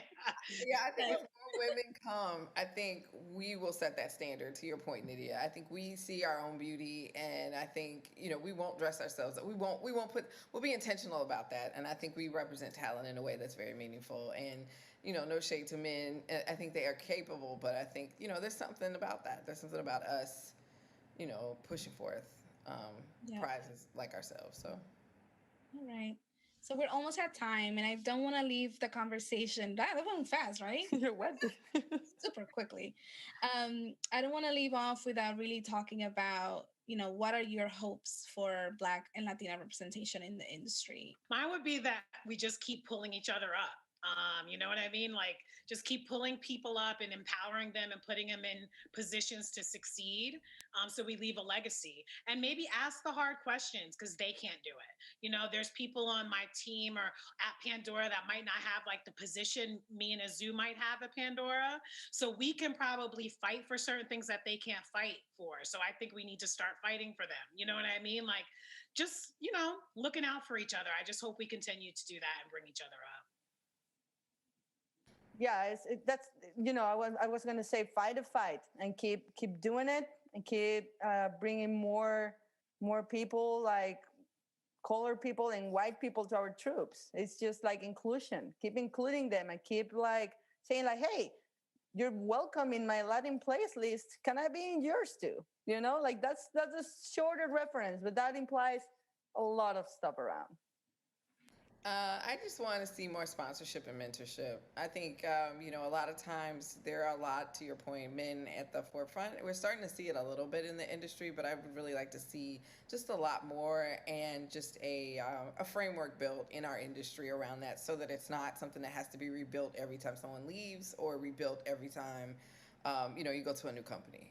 I think that will just, at the very least, get us where we need to go. And I just want to add, like in the woman terms, like just like make that understanding that we might not do the same way as a men do, like the same task. Like we have our own ways, and it's not better or worse. It's just our own ways, and they have results too. So it's just like knowing that we are different, and with that difference, we can achieve results. That's so true. It's something about, I remember a woman that was ahead of me at another company, and there's something about her pulling me to the side and just saying, you want to go, like giving me the ones and twos. And it was something about the way she did it that was so intimate that I just trusted it. I didn't have to question it. I didn't have to think like she's setting me up. And so that's the part that's missing when you don't have that diversity or that representation. It's like, we just want faces we trust. We want to see somebody else who has done it so we can approach it and bring 100%. So that's what I want to see. Absolutely. And I know, all of you do phenomenal work at Pandora. Nicole, you've been with the company for 3 years. You've brought Cardi B, SZA, Lizzo, her. I could just spend the whole day just talking about all the great work that you've done here. But just wanted to close out with each and one of you just sharing how will you pass the mic to the next generation of women. Nicole. Like I said, like just bringing everybody up, trying to book more diverse women from all different kinds of backgrounds, all shades, etc. And just trying to get them, in front of a lot of our clients and getting ahead of the curve with some of that. So yeah, that's kind of how I'm gonna pass the mic to the next. Yep. I can't agree more. Like giving them the chance, giving the opportunity, digging a little bit deeper in that roster of the labels and see what the women are doing and how they're doing it and where we can actually push and improve. In Latin, we just launched last year Del Corazon, which is like a station just for women in music across all genres. So, like with these kind of initiatives and like demonstrating that we want to do it, that this is a safe space to women to come explore and tell us like, this is what I'm doing. Like, could you find me a home for it? And we'll be able to say, yes, of course, we'll support. Yeah, I love that the Corazon station, which means with heart or of heart. And it just really speaks about, the passion behind the music that women create in the Latin music space. So kudos for you and the team for putting that together. And then Nikki, you do such great work, connecting brands with influential, music trends, and really making sure that the brands are at the forefront of, of what's coming. So how will you use that to pass the mic moving forward? I want more people on the business side of music. So I like to stand in the gap and escort people in. So I'm like, come on, let's go. So I'm really just here to be accessible as possible if people have questions and to just stand in the gap so that people can kind of come behind me. I mean, that's really my whole goal. Yep. And then for me, I want to continue carving a path of mentorship for women. I want to continue to highlight phenomenal women like yourselves and continue to just inspire the next generation of women to come into the music space. And so the hope is that we don't have to have these conversations in the next year or the next few years, and that we're in a place where we're just all celebrating the fact that we're kick-ass, phenomenal, just dominating the music space like we should be doing. So I want to thank you all for joining us. And thank you, ladies, for having this conversation. Looking forward to the rest of the sessions. And if you have any questions, reach out to any of us here. Thank you so much.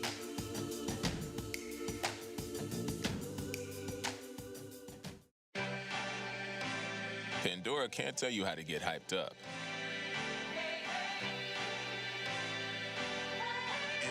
How to play it back. Psychedelic flow, I'm the dope and the antidote. Laid down the street. Or how to slow it down. What you know, going back and forth, in and out, moving lateral. But we can't give you the modes to do all three. Tune your game day music with new athlete-curated modes on uninterrupted radio. Now playing on Pandora.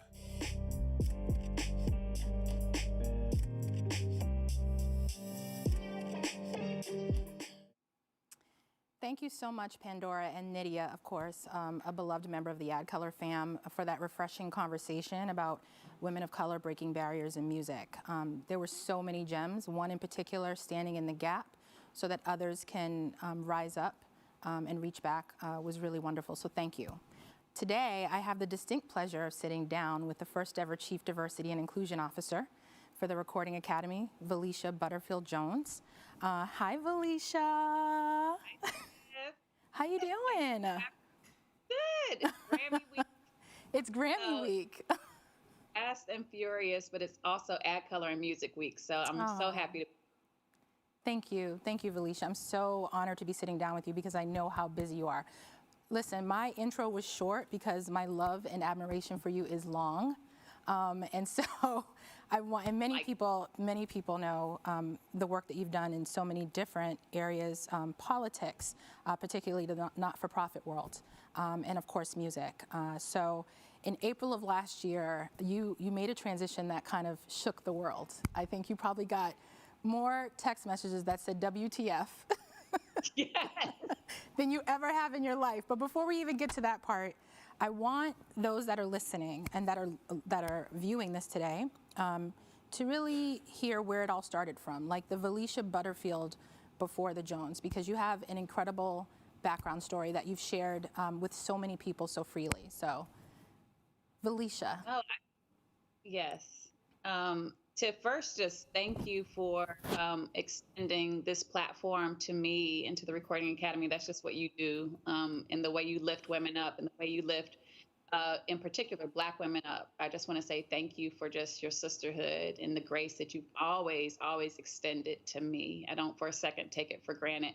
And, you know, it's one of those things, Tiff, like, you know the story, but for those who don't, I grew up in a small country town in rural North Carolina. It's called Wilson, North Carolina. And I grew up there in the 80s. And it was a town, you know, kind of stereotypical, you know, railroad track that divided the haves and the have-nots. And I remember growing up with, you know, two parents who were highly successful, you know, educated, you know, had all of the, you know, things that our family had worked so hard to achieve. But around me, I mean, my entire environment was surrounded by poverty, misogyny, racism, sexism, all of the isms. And I certainly was not exempt from that, right? So when I would go to school, when I would go in the community, when I would, you know, do the things that I did, just as, you know, existing as a Black woman, I faced all of those isms. And I remember having these really big kind of oversized dreams to work in the music industry. And that was unheard of. I mean, you know, I'm from, you know, kind of a background where you choose one of three things: a lawyer, a doctor, or a teacher. And so for me, I hid, you know, this dark secret, which was really this magical secret that I had to, you know, work in the music industry until I went to Clark Atlanta University at 18 years old. And kind of the rest was history. My first job at 18 years old was working for Wu-Tang Clan and the Wu-Wear store in Atlanta. That was 25 years ago.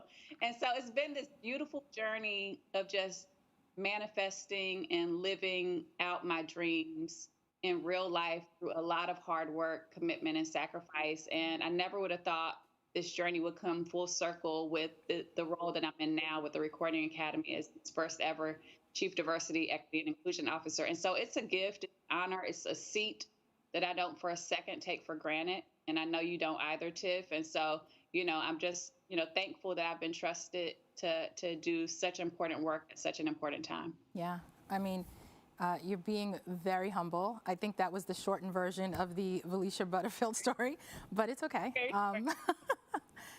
Your dedication to service is manifested even in the answer that you just gave us, but it's manifested in so many ways. I came to know you when I attended the Ween Awards, and I saw the beautiful hurricane that is Felicia managing. Really, what was an incredible universe of women of color at different stages in their career, which was so beautiful, both famous and not famous, entry level and very senior.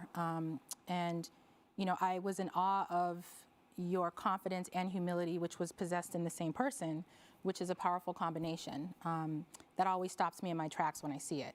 So the young women you supported and mentored reflected that as well. I got to judge and meet them, and they were a great reflection of all that you poured into it. What has Ween meant to you, and what does it mean to you? Well, I'll start by saying that Ween was an idea that I had when I was just starting out in the music industry. And, I was in my studio apartment in New York City with 3 other friends, and we, kind of had one of those long days at work, and we just said, man, why was it this hard to get into the industry? And now that we're here, why is it this hard to navigate? And so we found it as our responsibility. And keep in mind, I was in my 20s at the time. No one knew my name. I had, my cubicle office or cubicle in the office. And, I was just committed to making the path a little bit more accessible and a little bit easier to navigate for the generation that would follow. And so it started as a nonprofit organization. This was over 14 years ago now, again, in my studio apartment. And, all these years later, we're so proud of what, we did to empower the next generation of young women. But the root of it, Tiff, is that I was a shy, very insecure young girl that although I had these big dreams, I didn't believe they were possible. And my dad always say to me, be magnanimous. Don't worry about the looks. Don't worry about fame. Don't worry about money. Don't worry about the title. Be magnanimous. And that means to have a trusting, generous, forgiving spirit. And so that was instilled in me in such a young age to be magnanimous in every room that you're in, which is less about you, more about the people around you. And I hope that, I walk that in my everyday journey because it's something that was instilled in me super early. Yeah, that's a great point. And you do, that is you to the core. And I think people think that they have to have certain entrapments to be magnanimous, but you have it in you. You just have to put yourself forth, which is a great message. In COVID, you've pivoted quite beautifully and left tech for music, for the Recording Academy, of course, as its first ever Chief Diversity and Inclusion Officer. But it was, like I said in the beginning, the transition scene around the world. I know we chatted as you made your move and, returned the favor as I did mine. But you often say it is never the position but the purpose that drives you. And I've had so many people quote you specifically about that. It's the purpose, not the position. Why is that so important to you? Life is short. And I always knew that, but now that I've crossed over 40, I can say for sure that it's so short. And, I've now worked in 4 industries, and that was all by design. It was all intentional, right? So I started in music and entertainment. I pivoted to the health industry, something a lot of people don't realize, but I worked for the Alzheimer's Association for a while. Then I worked for President Obama. I wanted to get my chops in, the political world, and then tech. And so for me, I remember the day that I entered the tech industry, and I'm working for, a major tech company, one of the largest in the world. And I felt still, with all of these years of experience, like, I felt this major imposter syndrome because there were so few of us in those spaces. And what I quickly found was that, it was bigger than me.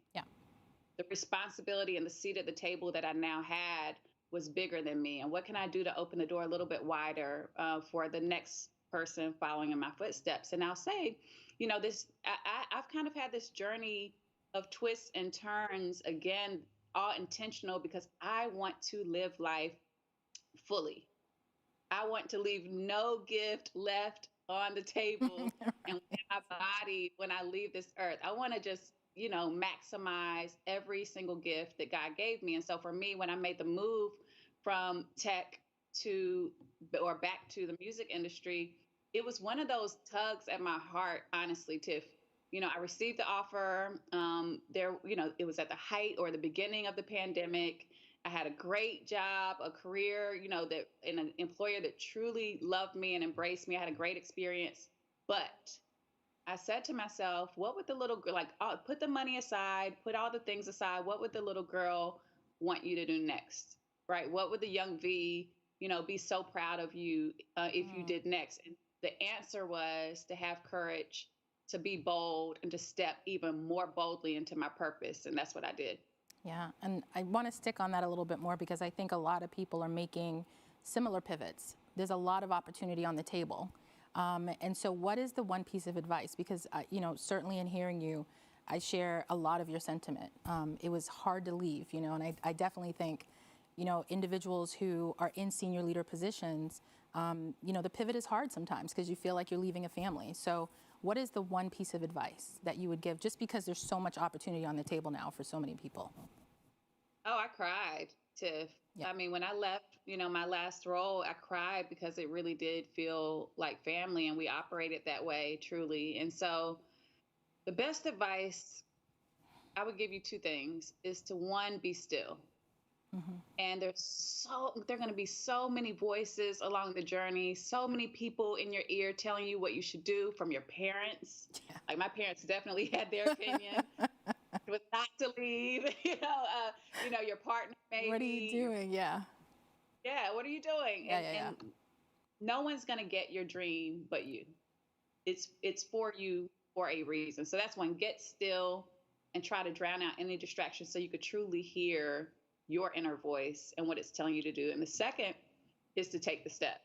Mm-hmm. All right. So I think in the moment, I remember the moment that I accepted the role and I was talking myself out of it, all the self-talk.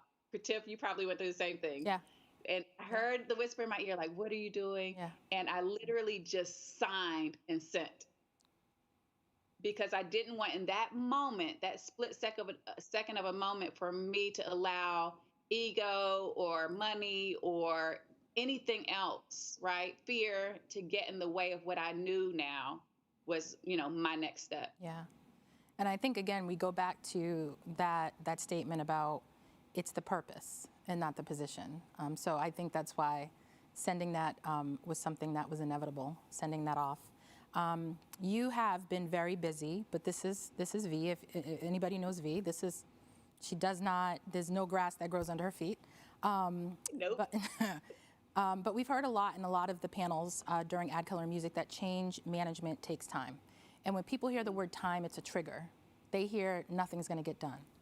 In October, you produced the Change Music Summit, and in December, you launched the Change Music roadmap with Color of Change. You always say this, data is king. In all of the meetings that we have with the other music holding company CDOs, I feel like that's the opening prayer. Data is king. Okay, let's start the meeting. You believe data and action create change. So can you share why the two together are so necessary to move things forward? Absolutely. There's this thing that we say in the tech world of, is it a bug or is it a feature, right? So to me, bugs are the things that you can address and fix now, right? These are just small things that become big things if you don't address them. So it may be the culture that you're in, the environment, the language that we speak, the small adjustments that we need to make sure that we are creating a more inclusive environment where everyone can belong. Those are the bugs. And I believe that you have to be fast, you have to be impatient, you have to move swiftly to address the bugs and get them solved if it's within your means and ability to do that. So that's how I kind of approach my first 90 days in a role. right? Let me fix the bugs and the things that can be fixed and do it now. But then the features are the systemic barriers. These are the systems, the policies, the things that are in place that inherently create, right, or marginalize underrepresented groups. And though, like, that's the data work. Like, and so for, any DEI officer out there, and I'm so thankful now that all of the 3 major labels have chief diversity, equity, and inclusion officers in place, which is a big step for us as an industry. But know that your DEI officers, all of us every day, are doing data analysis, crunching the numbers across every single vertical of the business to identify the gaps, right? To see where is bias, where are there, big gaps in the experiences of, people that deserve a seat at the table. And so for me, the data points me there. I think for me, I could have certainly walked into my role with a lot of assumptions, but through the analysis, I now know the actual problems and challenges that need to be fixed. And so I really believe that data tells the real story, and it's up to us, once we do the work and once we're transparent, to actually solve for some of those deeper challenges that do take time. Awesome. Yeah, I definitely think that, data and action and then collaboration. I'll add a couple of more to that. Will Yes. lift, data and action will lift the company, but collaboration will lift the industry. So thank you for the work that you're doing there. Beyond being a wife, a mother, a mentor, and a change agent, you have so many titles. Daughter, the list goes on. A proud daughter, by the way. You have used your platform to help other women master, and I'm saying that intentionally wrong, their power, but it's so right, actually it's so right. Their brilliance and potential through your Zoom series, Mastered with Felicia Butterfield-Jones, and now I'm living for the Vibes with V. Love that so hard. But the common denominator is showing the behind the scenes of your success, because people often love the success but hate the process. So you are changing that with your series. Why did you, and this is also another through line of being magnanimous. You're opening up your life and you're opening up your lessons to everyone, giving them an opportunity to see it. So why was it so important for you? Representation matters, Yeah. period. Yeah. And, I remember, I've told the story a few times, but I remember being 19 years old, sneaking into a party in Atlanta. I was a freshman at Clark Atlanta University, and I snuck into a Nas party. It's a true story. A Nas album release party, and I'll never forget, in the party, feeling like, a fish out of water. I'm fresh out of North Carolina. I'm in Atlanta. I'm a freshman in college who secretly wants to work in the music industry, and now I'm in the party. And I remember the moment that Tony Braxton walked in the room of this crazy, amazing party. And I, of course, inside, because I was too cool to fan out completely, but inside I was excited. But then what motivated me in the moment was the woman that was standing beside her, which was the executive Shanti Das. And I knew from an early age, I can't sing. I'm not a super creative person. Like, that's not my jam. But I knew that I wanted to work in business, in entertainment and in music. And Shanti Das, I didn't know her name, was just a powerful presence in that moment. And you knew that she was the person handling the business in that moment. And I started researching her and eventually met her years later. And looking back, I now know that moment that lasted for 30 seconds changed my life. Because I was now able to see a person in physical form do and exude all the qualities that I hope to have one day as a music executive. And so representation matters. And that one moment shaped how I've told my story, how I share so openly the journey. And it really is so that young women can see that you can be fly, successful, smart, wear the nice clothes and shoes, and still handle your business at the same time. Yep. And so that's what it was all about and what it's all about. And so, I think for me, Mastered, which is a weekly master class that I do every Friday night, 50,000 professionals have gone through the class now in 10 months. It's amazing. And I really believe it's because of the honesty and the transparency. Do you want to share some of the titles, because they're so good? It's like you tap into what people need in that moment. I mean, there was one about leveling up. Actually, there was one about pivoting and transitioning. Yes. That was well attended. Like, I don't want you to pick your favorite, but what are the ones that you've heard the most about? The ones that people really, if you can remember, because you've done so many. I can. I'll say trusting the process is a big one, because there's so much fear on the journey. There's so many, things that can derail your future if you allow it. So trusting the journey was one. Another is negotiating your value. Oh, that was a big one. That was a big one. Big. Yeah. Like we know like the data shows that we as women especially don't negotiate, the way our male counterparts do sometimes in those rooms. And that's not to in any way not acknowledge the pay inequities that exist also. But then also I think, Tiff, all of the sessions, you just never know what comes up. Yeah. I mean, we have the tearful moments, we have the joyous moments when someone got promoted because of, what we shared in the class, and they can point right back to the moment. So it's just beautiful. You should just check it out. Well, you definitely should, and follow Valisha on Instagram. And also, I just want to give you a bit of your roses, because I believe some of the attendees from your class actually got together and gave you an award. Yes. That was amazing. That was so beautiful. I'm not trying to make you teary-eyed, but you were so emotional about it. I was, and it's one of those things when, I was having, like all of us, a really bad moment during the pandemic. Yeah. Like I just didn't want to get out of bed for like 2 or 3 days, which is not me. Yep. I'm a morning person. I was sleeping in, and it was starting to spiral. And so in that moment, I decided to choose life, like to choose love, to choose pouring into others instead of just sinking into the sadness that I was feeling. And so for me, it really was about getting in community. And now that we have, it's been so energizing for all of us to just know that we're not alone during such a crazy year. And so, it's crazy. It's dope. And it's one of those things, when they gave me the award, I knew I was doing something right. Yeah. And it was So just, thankful. the unexpected nature of it, I think, was just really special. We've covered a couple of things, but what is top of mind for you now? It could be work, it could be personal, it could be social, global. What is top of mind for you now? Top of mind for me right now is health.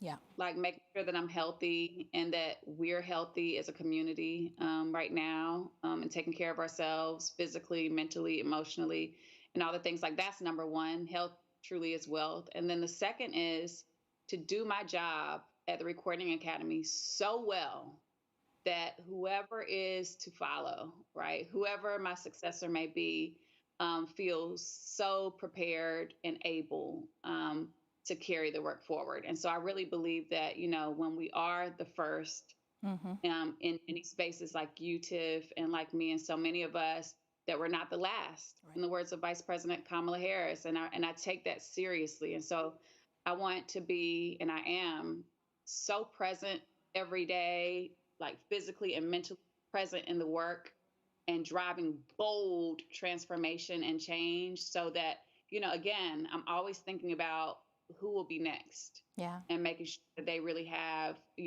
everything they need to step right in. And that's really a key moment about, taking care of this part of the timeline that we've been given. That's been handed to us. Yeah. That's good. Oh, yeah, girl. That's good. Oh, the timeline. Take this part of the timeline. Because you talked about life being so short, and not to be morbid, but there is a timeline. And so you gotta, and I say this all the time, you gotta lease your energy to the purpose for this part of the timeline. And then you move on to, yeah. We can drill down on that in one of our talks. Yeah. But you kind of answered it, and I don't necessarily want, you don't have to repeat it, but you kind of talked about what your greatest hope and outcome for the work that you're doing at the Recording Academy. But I think it was more from a personal point of view. But what is what is your greatest hope in terms of the work that you are groundbreaking? Because the title of this is Recording History, and you really are. And you really are making history. You're going to have an impact on a cultural institution, music. So what's your greatest hope? So the Recording Academy is a 63-year-old organization in a new chapter. And so the North Star that I've set for us as an organization is that we go from being music's biggest night to also being music's most inclusive night. And so for me, that means the North Star is to become the most inclusive organization in the world and be a model, a shining example of what that looks like. And so that's the goal. It's a big, big goal, a scary goal, but I think that's what goals are meant to be, scary and big. And so, that's the goal for me. And I think, at the end of the day, for all of us, it's how we work together, how we collaborate, how we create shared goals, and ultimately make sure that the music industry reflects not only the world that we live in, but the contributions of underrepresented creators and artists. Absolutely. And so that is the work. And that's why we're here, and we won't rest. Tiff, I know you won't rest. At Sony, I think of Dr. Maurice, our brother, over at Warner. We think of our sister, Lillian, Universal. I mean, that's what we do. And I'm so thankful that we're not doing it alone, but that we're doing it together. So I know, the industry is in good hands with all of us. And I'm just, going to continue to step into the work that we need to do. And thank you so much, Felicia. And literally, you talked about, oh my God, it's a big goal. But I want to take you back to that moment when you walked into that party. And I would say that this goal was in your heart then, in the form of wanting to be part of this industry as an executive. So I think you've achieved part of that. And I look forward to working with you on the other part. So thank you for joining us today in a very busy week. It's Grammy week. And happy Grammys. I can't wait to see the show. Thank you, Felicia. Thanks, Tiff. Thanks, You're ADCOLOR welcome. Music. You're welcome. Hey, I'm Issa Rae. And I'm Janelle Monáe, and we would like to invite you to join us for the Black Music Collective's inaugural Grammy Week celebration. There will be performances, mogul moments, and a special fireside chat with me and Janelle. Woo! So we really do hope that you can join us. I think it's going to be special. Come through. Now that was a message from the Black Music Collective, and thank you so much to Felicia Butterfield and the Recording Academy for that powerful conversation. Tiff, you trying to take my interview job, girl. So excited for the Grammys that are happening on Sunday, so make sure y'all check it out. Also, I want to know what you're looking forward to at the Grammys this year. Post some comments in the chat. As you know, use hashtag #AddColorInMusic, and keep your thoughts coming as we move into our next panel. If you're a part of the ADCOLOR fam, you know that the Cashmere Agency always brings some fascinating insights to the proceedings. Today, they are asking us to spark something, challenge everything. Take a look.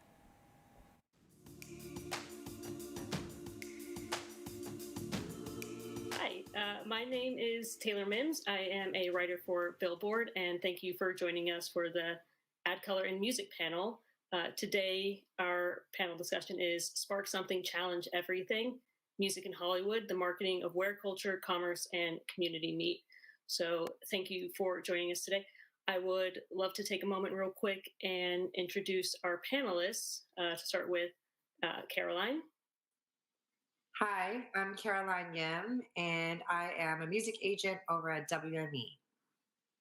Great, thanks, Caroline. And we also have Archie with us.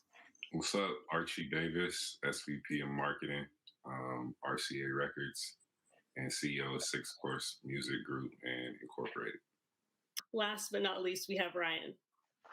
Hey, what's up, guys? Ryan Ford, President and Chief Creative Officer at Cashmere Agency. Welcome. Thank you all for being here today to have a conversation. To start things off, I just wanted to, let's talk about the elephant in the room, which would, of course, be COVID. In the last year, we've all had to do things a little bit differently because of the pandemic. So I'm wondering how each of you have pivoted to put artists and culture at the forefront of what you do.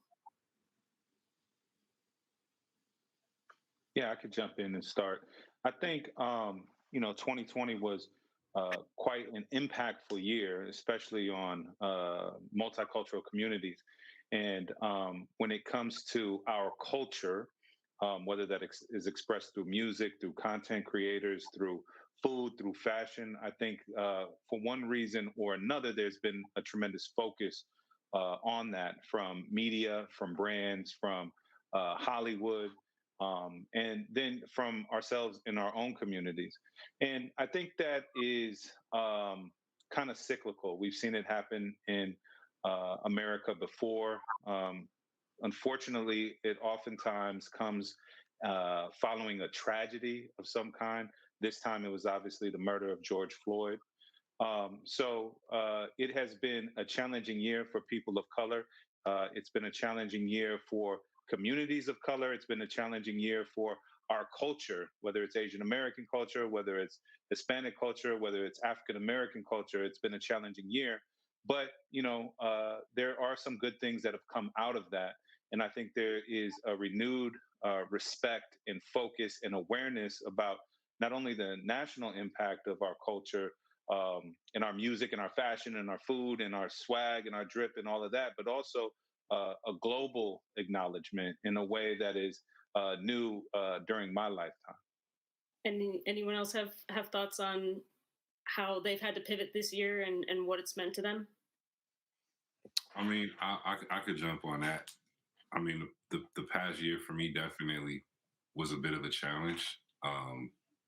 One with not being able to tour. And with my job, I was able to spend like about at least a week a month in New York, kind of feel both coasts. I'm LA based. And I think like just that sudden halt in business across the music business, the entertainment business as a whole, it really showed the value of the necessities of brand building, which is where a lot of my pivoting is going through into. And actually making sure that there's a foundation laid outside of what the one byproduct and vehicle of music that we, may monetize, but the other opportunities that there are to kind of build an audience, build a community, fellowship, fan base, et cetera, et cetera. Just making sure that artists are taken care of mentally as well. I think that's something that we didn't get to really focus on. But just making sure that all the artists and teams are taken care of even mentally. They didn't have time to, do things in the past because they've been so busy. And, this year has really allowed people to sit and reflect and make sure that things are good with them inside as well. So I think the content, the brand building is what a lot of people have focused on. And of course, just being in the studio and being extra creative.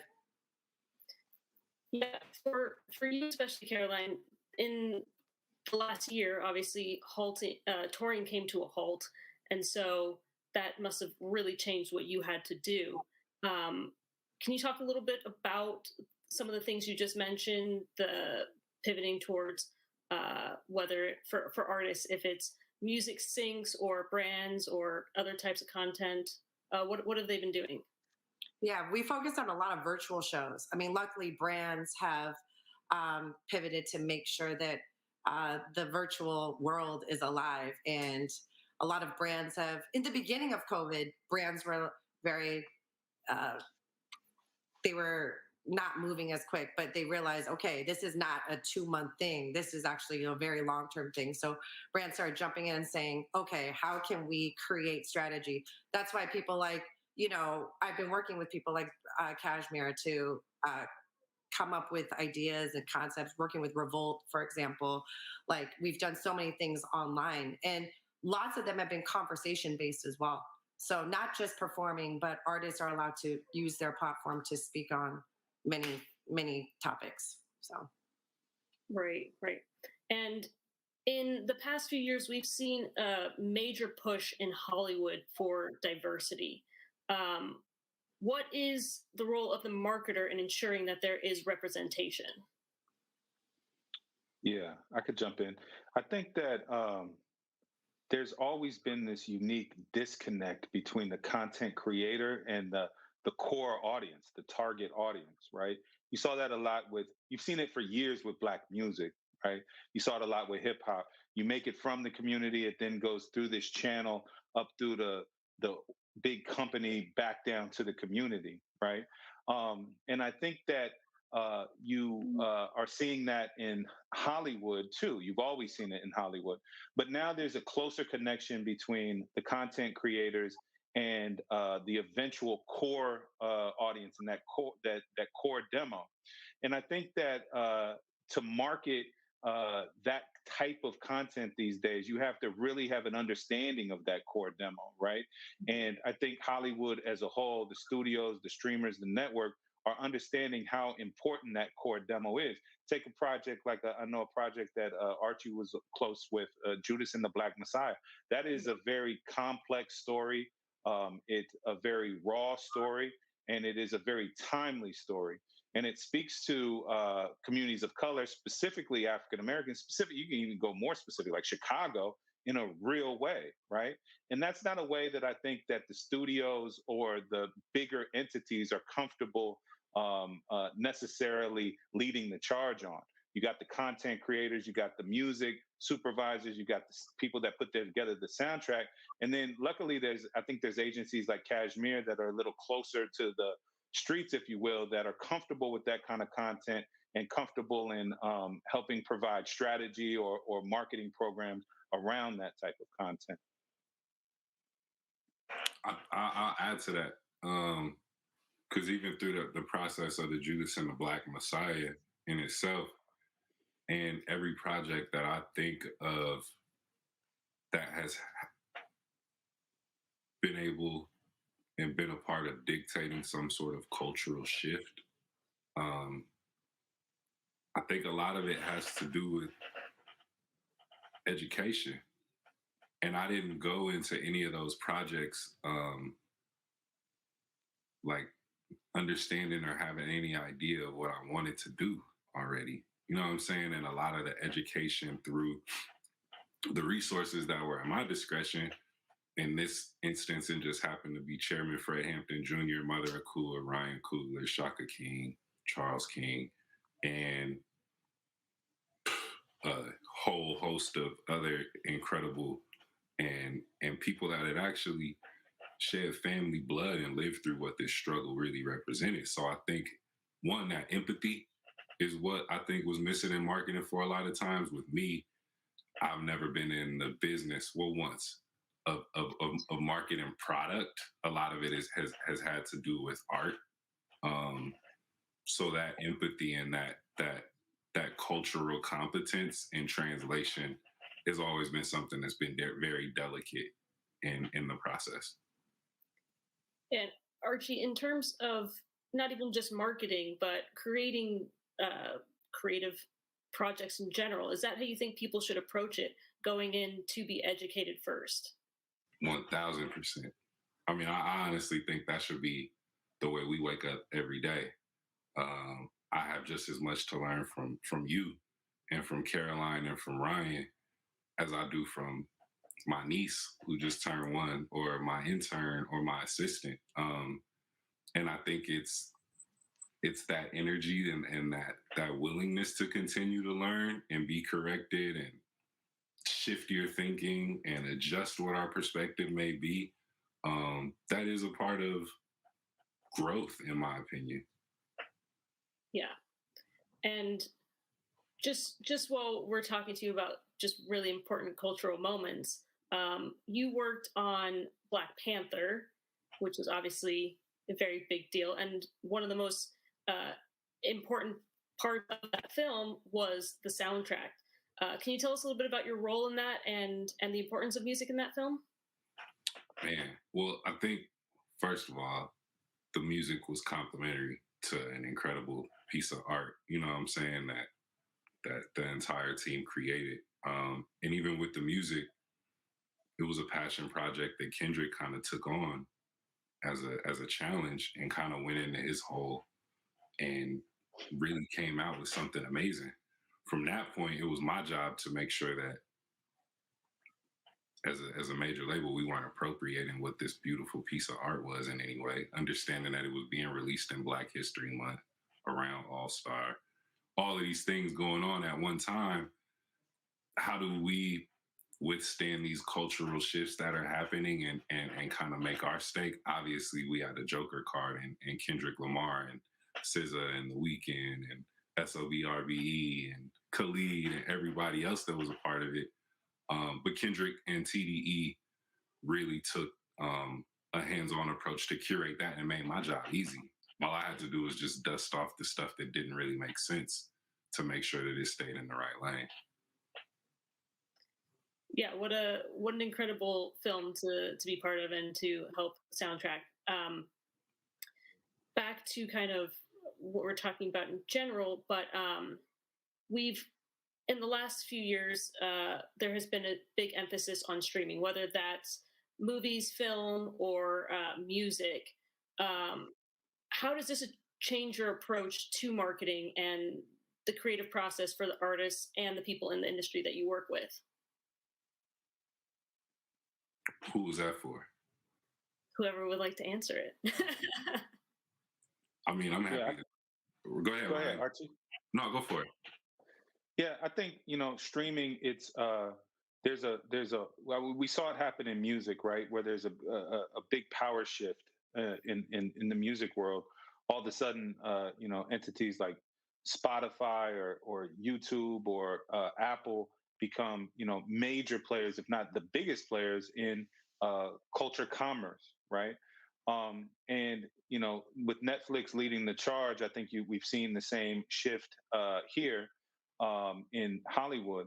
And whether it's Hulu or Apple TV Plus or HBO Max or Peacock Network, Disney Plus, Discovery Plus. I mean, the list really goes on. So there's more content than ever that you can engage with, right? Same as music. So in a world where you have access to everything, not just the new stuff, not just one genre, then how do you create content and marketing plans that actually stick out? Again, I think the key is there to understand who that core demo is, right? That specific is the new broad. And if you can't have a real authentic conversation between the product itself and the audience, right? Then you're trying to talk to everybody at once. And when you try to talk to everybody at once, you're really talking to no one at once, right? And again, because there's so much content out there, there's an opportunity for more content creators of color. There's an opportunity for far more dense and complex storylines. And none of that content sits in a vacuum either. As you're at home watching it or, on your iPad watching it, you can bounce over and do a Wikipedia search on the director or on the subject matter in the film and become an expert while you're actually watching the product, right? So, when you're talking about how to connect with the audiences in the streaming environment from Hollywood, then you have to make sure that the audience knows that there's some credibility and some authenticity there on behalf of the entity that's pushing it out, right? Whether that's Disney or Warner Media or whoever it is. And I think oftentimes that's where the music can come in, right? And from my perspective, the soundtrack these days is even more important than it ever was before, because the artists that come to the soundtrack, whether it's Kendrick, whether it's Nipsey Hussle and Jay-Z, whether it's Janae Aiko, they bring automatic credibility to it. You know what I mean? So the content itself and the entity that's pushing out that content gets to piggyback off of that credibility and authenticity that these artists bring to it. Right. Do you find that the fact that there is so much content out there, so everybody needs original material, whether it's Netflix or the Peacocks or HBO Max, whatever it is, that people are concerned with that authenticity still, or are they just on to the next thing immediately and it's not something that they're thinking about? It's interesting you say that, because for me, in my role as a marketer, I've been my goal has just been to occupy people's time, and that's creating other avenues to give them entry points to find what it is ultimately that I want them to indulge in. And it's interesting because I think the jury is still out on the marketing for streaming, because a lot of what happens in the streaming world is we market to a moment, and after that moment is gone, it's almost as if the art that was created is disposable.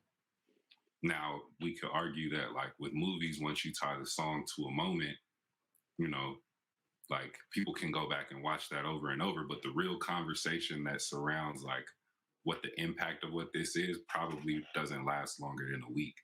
So even in rolling out music and figuring out how far before a film do you start to market the music and who the team is, and when do you start to drop music from the soundtrack? Same with or the podcast. That's the companion piece to drop with that, which may not get the music listeners, but for the deeper dive people that want to. But and again, I'm just trying to occupy your time. So if you hear about me from a friend, if you see me on a Facebook post, if you see a park bench, if you see a billboard, if you hear an interview, those points of reference also create that credibility. And it's up to me to make sure that the hosted characters that are standing behind this project are credible alone, so that it's like, oh, okay, cool, this is something that I can buy into, as opposed to just consume one or two times. Does the fact that, like you said, there's kind of a short attention span for a lot of people right now because of the amount of content, because of everything that is going on all the time, has that changed the way you try and connect with people? So like you said, figuring out to drop things maybe closer to the date or further from it, or how have you managed to work around that short attention span? Making the marketing more conversational and less transactional.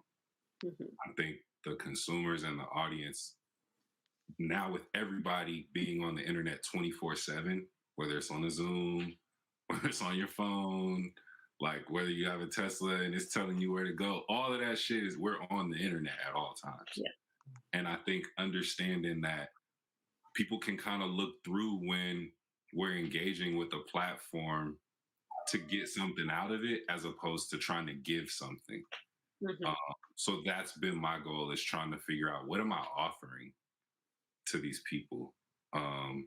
What are we offering that is a different perspective or a pioneering idea that is going to make them want to engage with us a little bit more, as opposed to, okay, cool, let's get the SEO search up, you know what I'm saying? Let's go do the YouTube ads, the videos out. We got to drop it when the album drop. Let's see what happens for the next 2 weeks, and then we go away. Oh yeah, don't forget the TikTok dance challenge, and then we got, like, nah. And without the touring, it's hard for you to really read and see what fans and what audience actually comes. Because to Archie's point again, like, Archie and I would work together when an album would be released by an artist, and we don't have any metrics. We can't tell, right now. So again, the virtual shows, there are some we can, 100, maybe 500 people are tuning in, but we'll be able to see how this rolls out once we're able to go outside and start going to live on the music side. Right. And given the fact, like you said, that there aren't really any metrics you can measure success at the moment with, can you maybe pinpoint a couple of things that you do feel like were successes in 2020 that maybe don't have specific numbers behind them, but are just something that felt like a success to you? That was for Caroline? Oh yeah, sorry, that was for Caroline.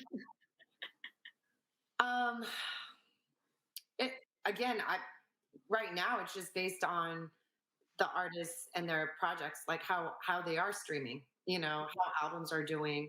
Giveon being a most recent example, his album has been streaming extremely well. Not just one single, right? It's the whole album.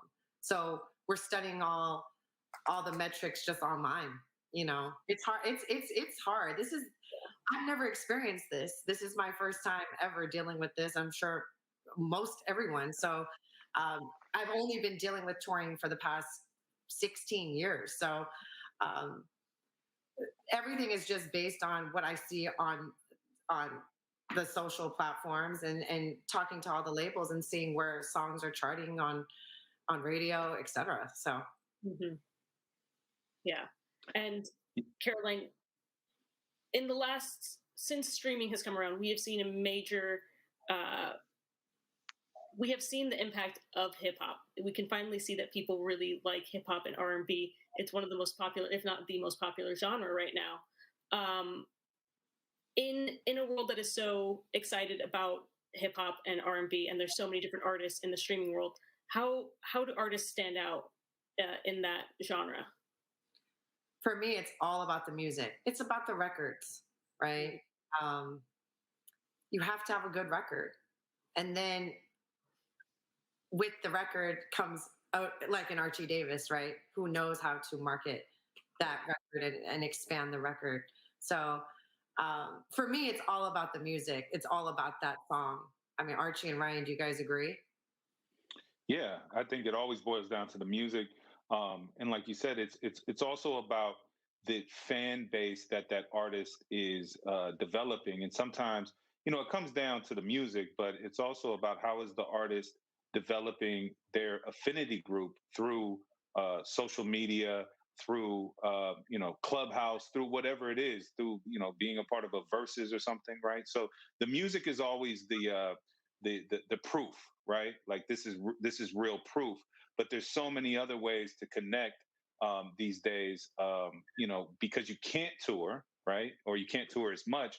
So you see a lot of artists really doubling down on Clubhouse, the aforementioned, Instagram stories, doing virtual shows and really trying to show others parts of themselves to their fan base, right? Whether it's something as like whatever you're eating for breakfast, or reposting memes and having funny interactions with other, or I shouldn't say funny, having compelling interactions with other artists.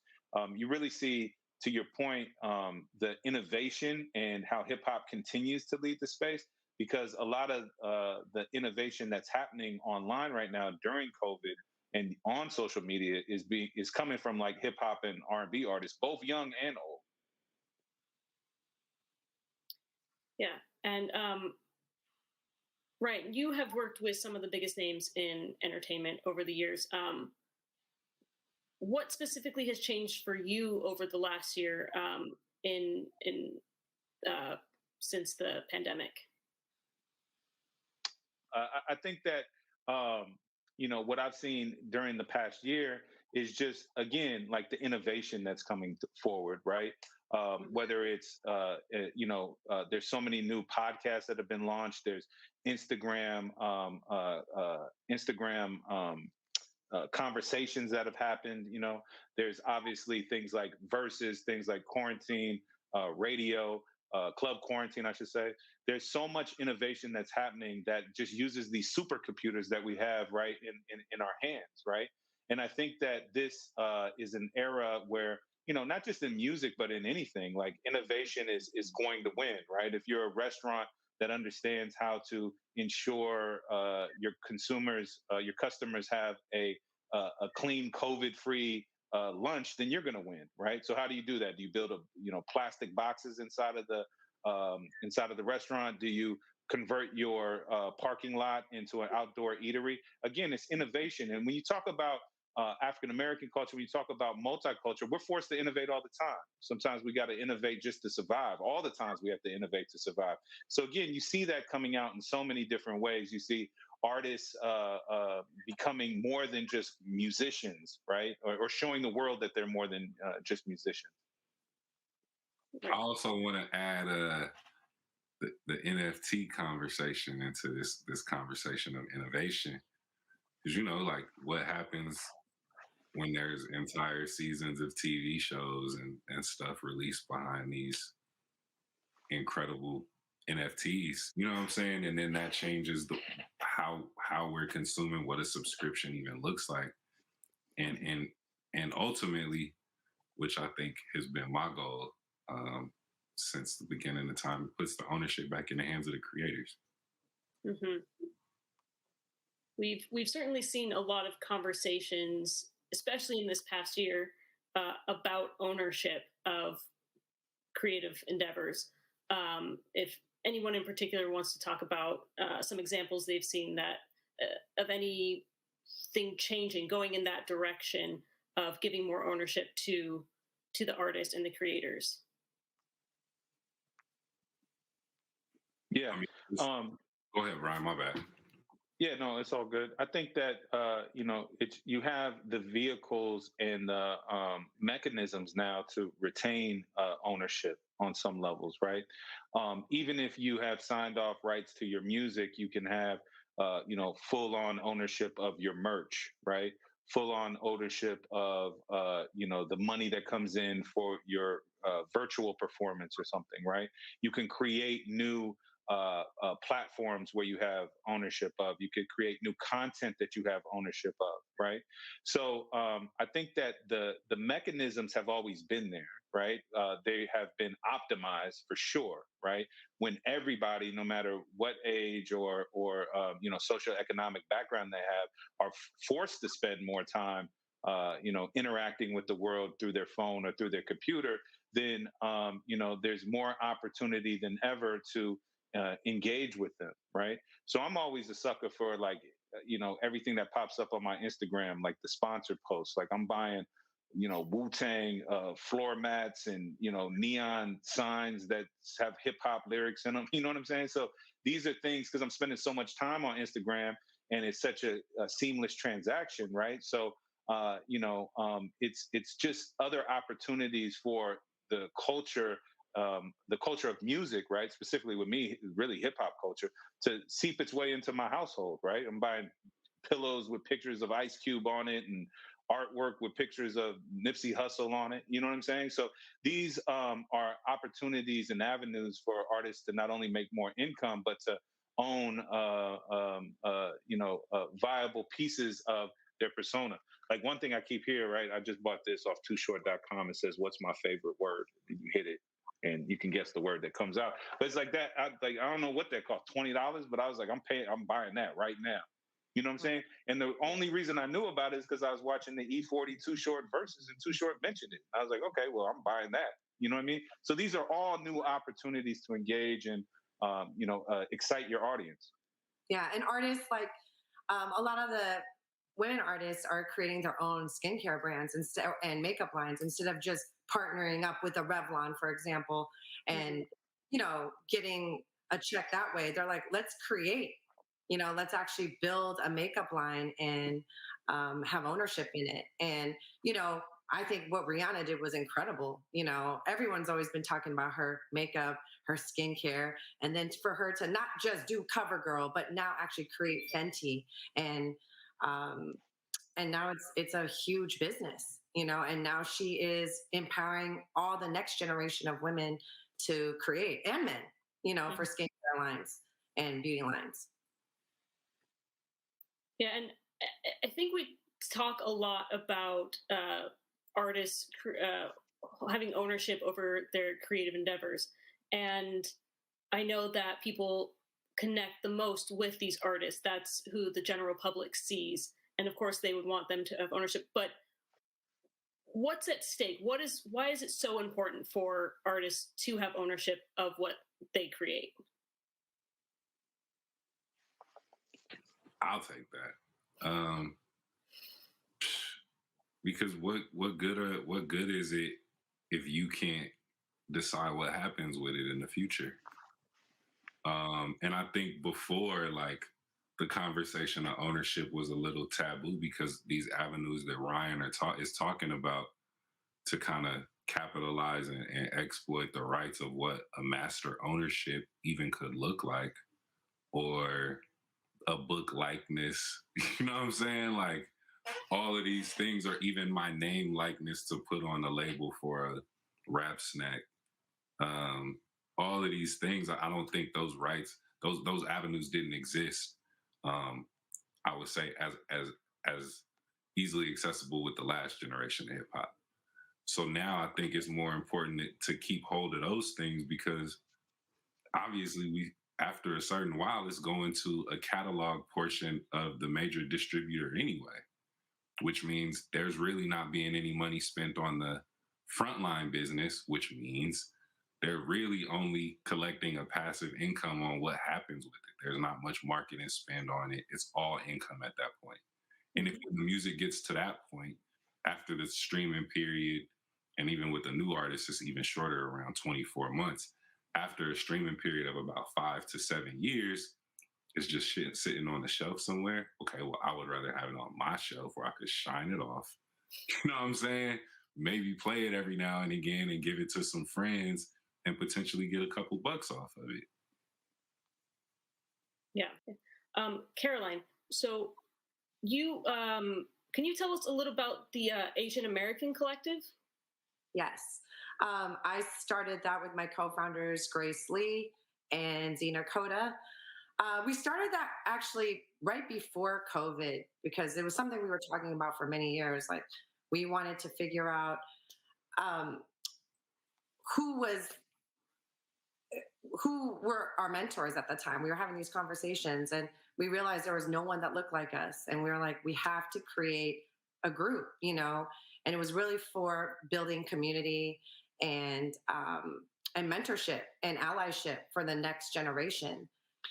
So now it's actually grown into a program. So we're super excited. And we have a lot of mentors that are joining in and helping the next generation right now. So it's actually an exciting time for us. That's really cool. One other thing I wanted to touch on with Ryan here is that you worked with the Biden-Harris campaign to help get out the vote. How did you reach and impact people of color in order to get them out to the polls? Hey, I think it was. I mean, 2020 is a year that we're never going to forget because of the political environment and the polarized political environment as well.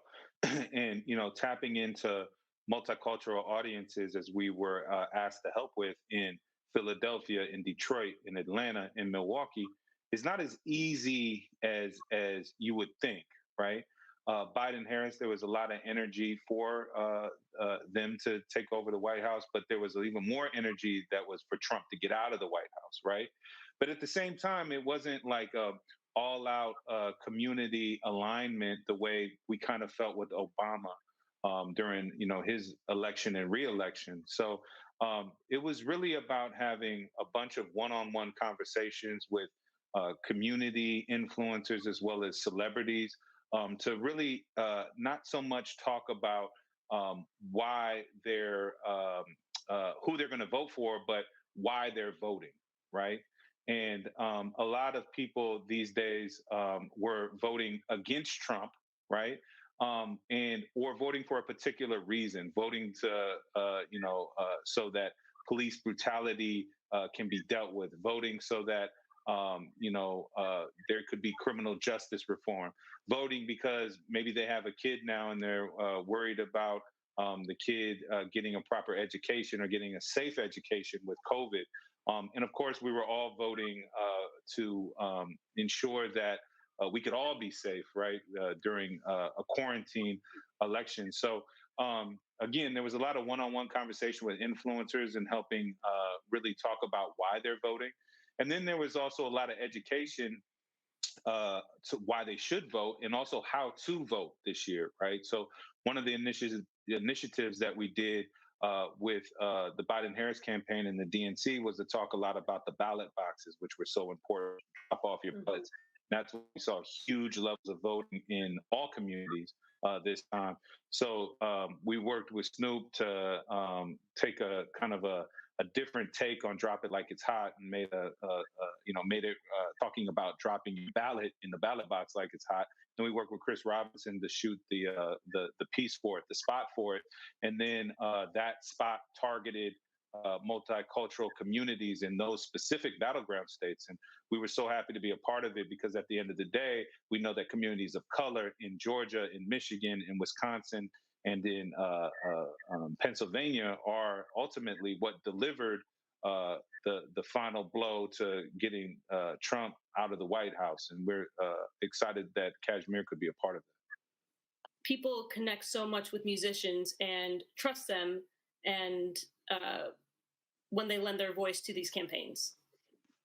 I think that musicians tell the truth, right? I think it's an emotional truth that's told through the cadence of the voice, through the beat of the drum, through the music itself, right? And you could feel that truth, you could feel that soul, and I think specifically with people of color, even in today's world where we're all so plugged in, that truth, like when Caroline was talking about.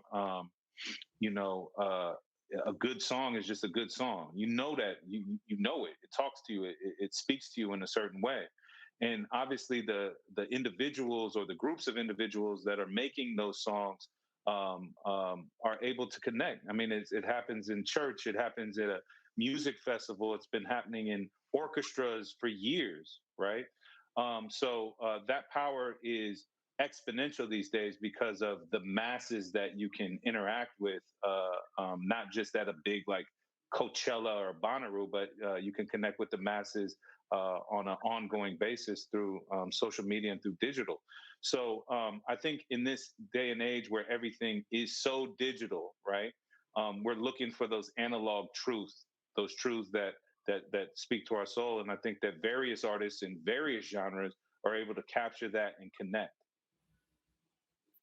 Right. And Ryan, you started out your career as an editor for Source magazine.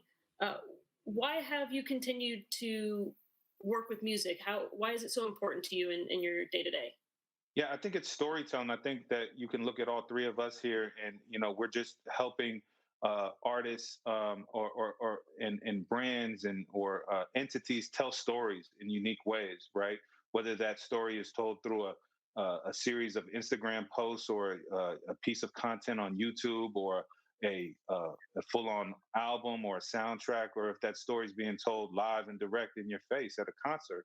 It's really just storytelling, and that's what I've always aligned with, as helping connect culture to the people on a broader level. And I feel like the job that I do at Kashmir allows us to continue to help tell those stories.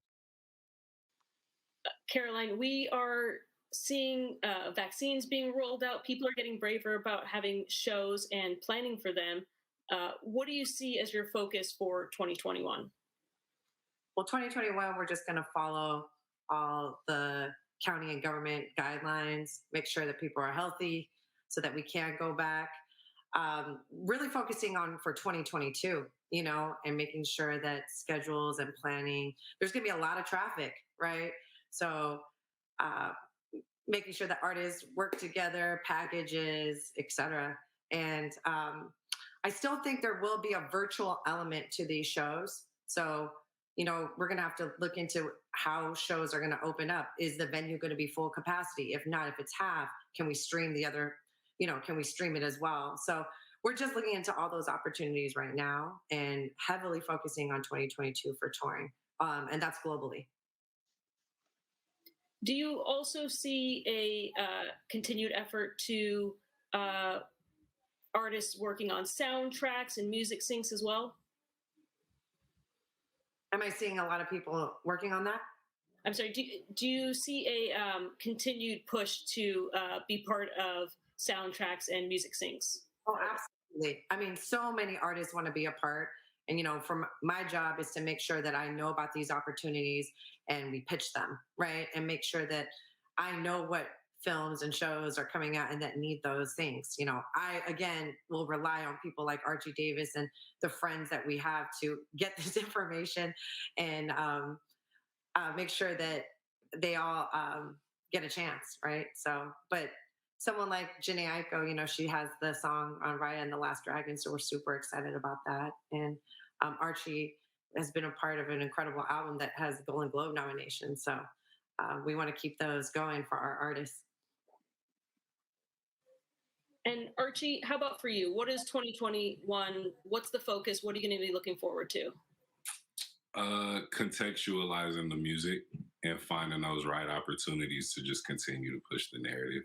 I think in addition to the music, it's also finding other ways for people to engage in it. Like I said, whether that's a podcast, whether that's a seek opportunity. And, you know, I was fortunate enough to be able to see not just from the music business record label side, but to now be on the music executive producer side of the film, and figuring out how those opportunities align, but also having the wherewithal to see far enough down the field for July 2021 when Space Jam drops to know what my tent poles are and who we should be lining up for what.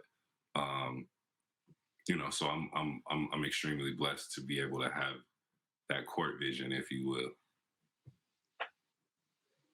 And Ryan, same question. What are you looking forward to and focusing on in 2021 and beyond?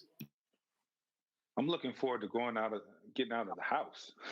You know what I'm saying? Like, it's really that simple. I'm looking forward to engaging with culture the way that while all the Zooms and the streaming and the Instagram, while that's all cool, there's nothing like going and having a drink and watching an artist that you respect perform in real life, right? And that's the reason, one of the main reasons I moved to LA over 20 years ago. So I want to continue to see people innovate and see people grow in unique ways because of the limitations that quarantine has put on us. But I also want to just be able to connect, and I think that's what we all want to do, and we want to be able to connect in those ways that we've been connecting for years. And I look forward to 2021 and seeing like how brands, seeing how musicians, seeing how music festivals, how they have taken the lessons that they've learned over the past year, and then they apply them in a world that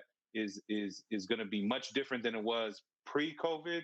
But hopefully it'll be a lot safer than it has been over the last year or so as well. Great. Well, thank you guys so much for joining us and having this conversation today. It's been really great. Thank you for having us. Absolutely. Thanks.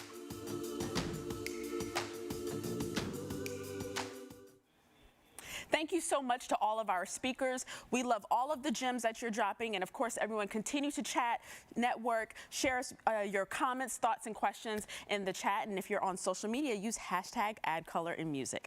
Day 2 of our inaugural AdColor in Music event is drawing to a close, unfortunately. But we've got an incredible performance from Estelle on the way. And speaking of multi-platinum Grammy Award-winning recording artists, AdColor founder and president Tiffany R. Warren got the opportunity to talk to the one and only her about her artistry and her intentions as she rocks the music industry. Let's take a look.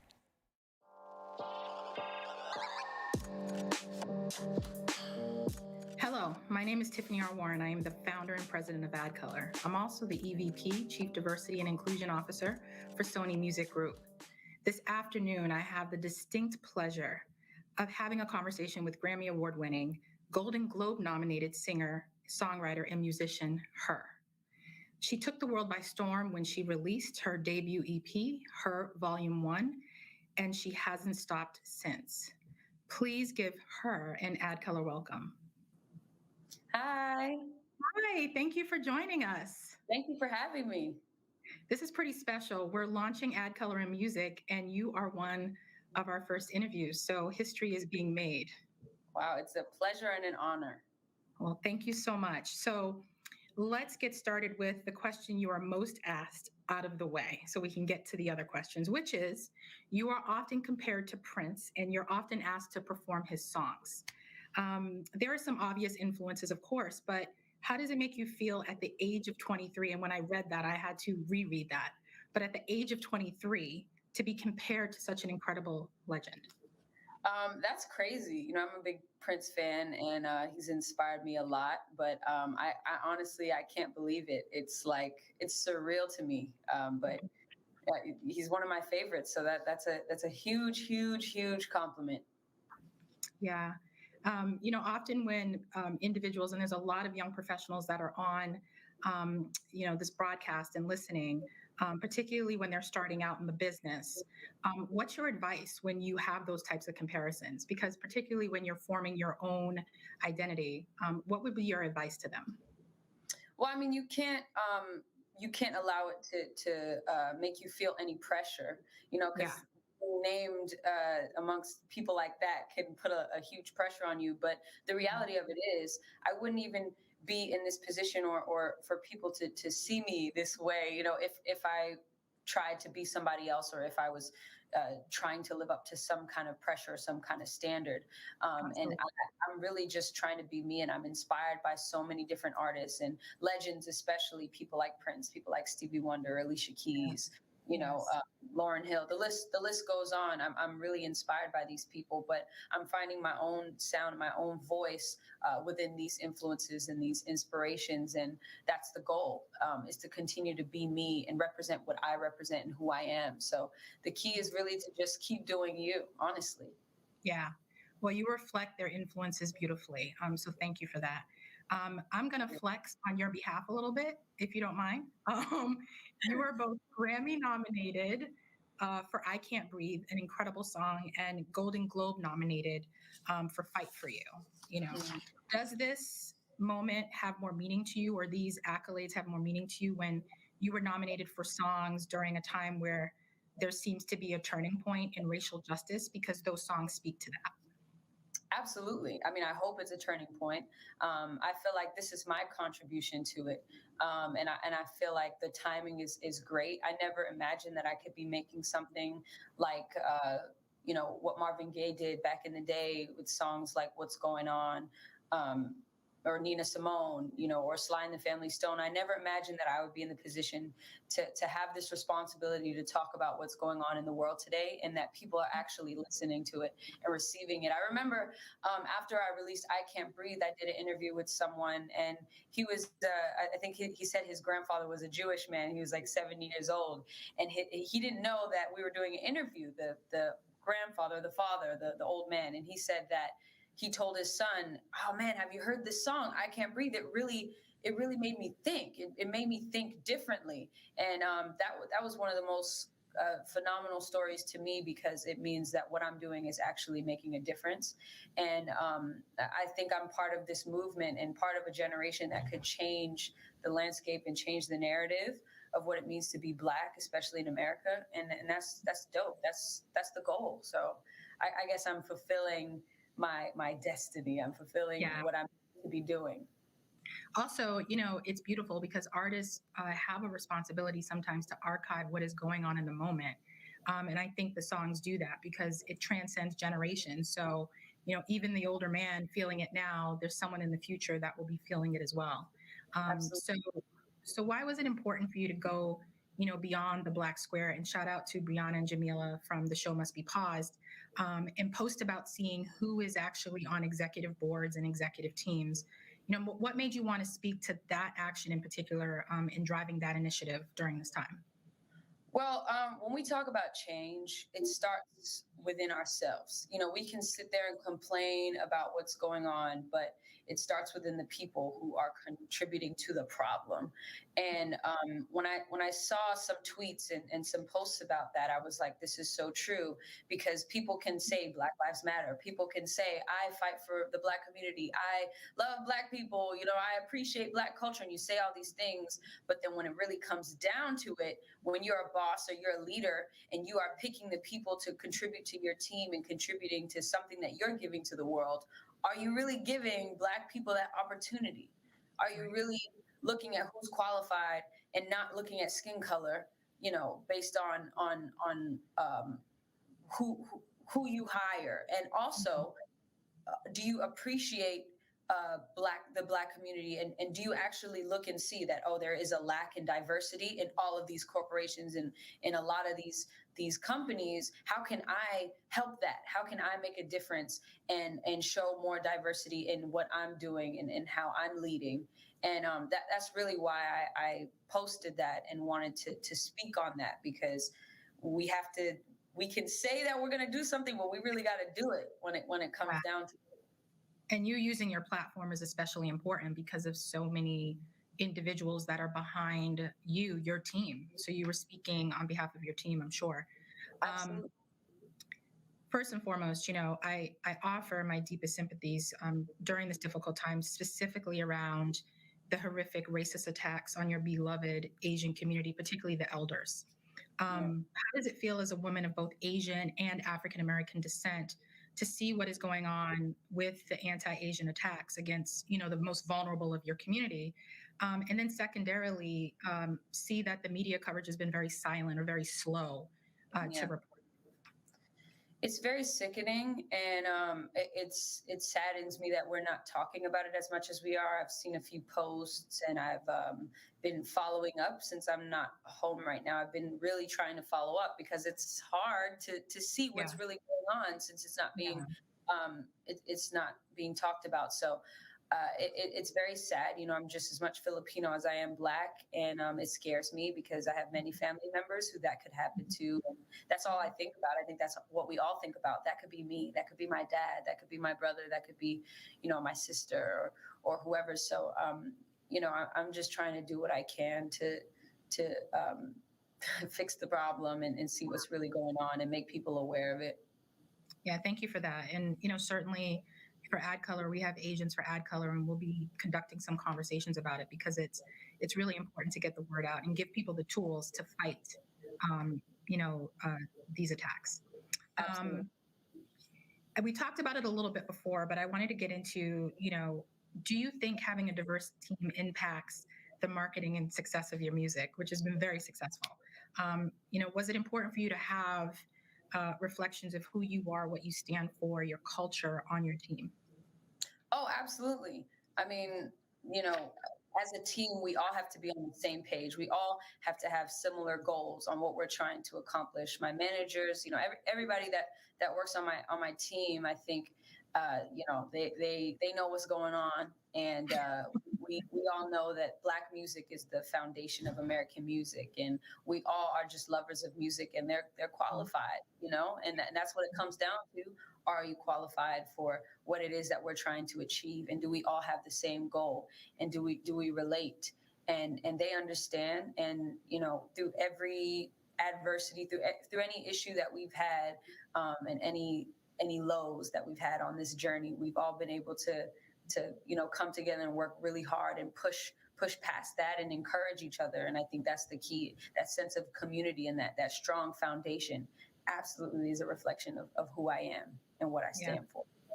I always call it the look in the boardroom, where you don't have to say anything, you just give the look. Everyone knows what you're talking about. It's often the best thing when you have a diverse team because that nuance is there. Exactly. I've used the word virtuoso, genius. I mean, if you want to carry it as a 23-year-old, feel free to use those terms. I was when I was reading up on you, and it's, no, really, because you play 5 instruments, you write, you sing. I think I barely sing, and I kind of write. And sing is a really strong word. Did you ever feel the need? We talk about the imposter syndrome. Did you ever feel the need to downplay your talents as you were coming up in the music business? Was your start as glorious as where you are now, or did you feel like could you be all that you were put on this earth to be in terms of your talent? I'm thankful to have that foundation of people that have embraced me and who I am. So I haven't had to do too much. I haven't had that total, that moment, but there's been many moments where I've doubted myself or I've questioned what I should be doing. I mean, I can think back to when I was 9 years old, and, my parents were really supportive, and they used to let me go on stages, and they would put me in talent shows and stuff. And I loved it because I was doing what I loved. And I remember one time we pulled up, to this talent show, and my dad was carrying my heavy piano with a big speaker so that I could perform, and my mic set up. And they were like, "Oh no, she needs to sing to track. She needs to CD. We can't set all that up." And he was like, "No, we can't do it then, because this is who she is." He set it up for me, and I'll never forget that moment. I'll never forget that, and how people were like, not that there's anything wrong with that, not that there's anything wrong with singing to track. It's just not who I am, and they thought that I was just gonna go up there and just whatever. But my dad stood up for me, and I had to. At that moment, it was when I realized, okay, don't take no for an answer, especially when it comes to what you do. And my very first tour in 2017, not long after I released Volume 1, and I was opening up for Bryson Tiller. people were telling me, and I'm not going to say any names, but there were some people who were telling me that I shouldn't play guitar on stage because it's going to go over people's heads. And, at the time, I think, especially in music, there weren't that many people who showed a lot of real instrumentation and musicality on stages. And so people were like, yeah, you shouldn't do it. And I did it anyways, because that's part of who I am. And now people love me for it, I think. And I love how you're so humble. You're like, well, they love for it, I think. I'm like, I hope. Flex, I think.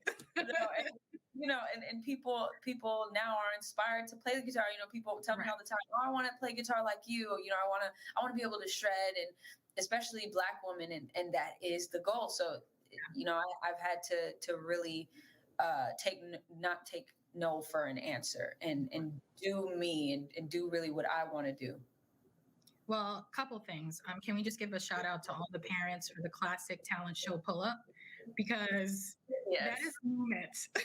Because the talent show Pull Up is a real thing. Okay, so I just want to just put a little, bookmark on that. And then also, we talked a little bit earlier about, when if you had to downplay your talent, and, in that moment where you could have been a very different artist if you went against your natural instinct to hold that guitar while you're on stage, and we're all better for it. So I just wanted to put bookmarks on those two things. But in terms of speaking about, girls and guitars, see what I did there? At the beginning of COVID, when everyone was trying to figure out how to stay connected, how to feel human, and feeling actually quite isolated, you started Girls with Guitars, where, you had some really amazing artists who probably had similar moments like you, but had pushed through that, like Sheryl Crow and Tori Kelly and Melissa Etheridge and Willow Smith and many more. What prompted you to use one of your skills, your gifts, to connect with people during this time? Well, number one, because it's fun, and jam sessions are always fun, and we was in the house doing nothing, and I know that sometimes I feel alone, or I feel, and it's a beautiful thing to be rare. It's a beautiful thing to be unique, but sometimes you want to see other people who relate to you and do what you do in their own way. And I realized that you don't ever really see a lot of girls playing guitar. And I was like, you know what? But there's a lot of them out there. So I decided to do this thing on my live, and, it turned out to be something really dope. And it became like a platform for up and coming girls who want to play guitar and share their artistry. So yeah, it was really just a fun thing that turned into something really dope that I want to continue.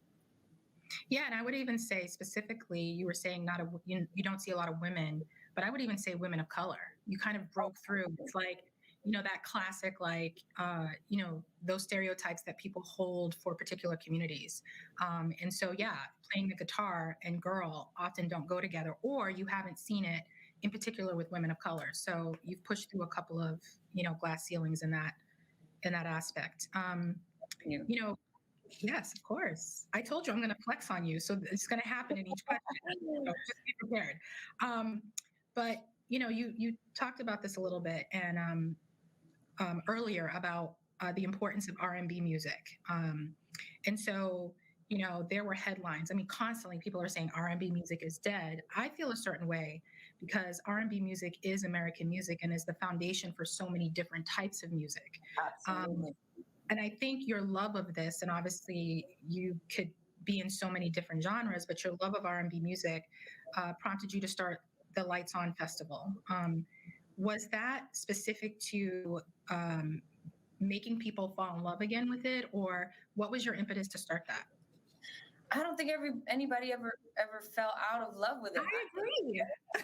The goal is to show people that it's alive and it's well, and people need it. People need it and want it, and it exists. So I was showcasing all these artists that are doing their thing and who have yet to reach the levels that they want to reach, and show people that R&B is not dead. R&B is live and well, and it is in everything. Like you said, R&B is rhythm and blues. People forget that, and it's emotion. Man, honestly, I was a little nervous when we put the tickets on sale. I was like, okay, this is gonna be fun. I'm scared. Like, what if people don't come, or hopefully it'll be a success. And it was sold out. Like the pre-sale, they sold out in like 12 minutes, and so I was really excited, and it just confirmed it for me. So yeah, I'm gonna keep being a champion within R&B music, and continue to provide that platform for other R&B artists.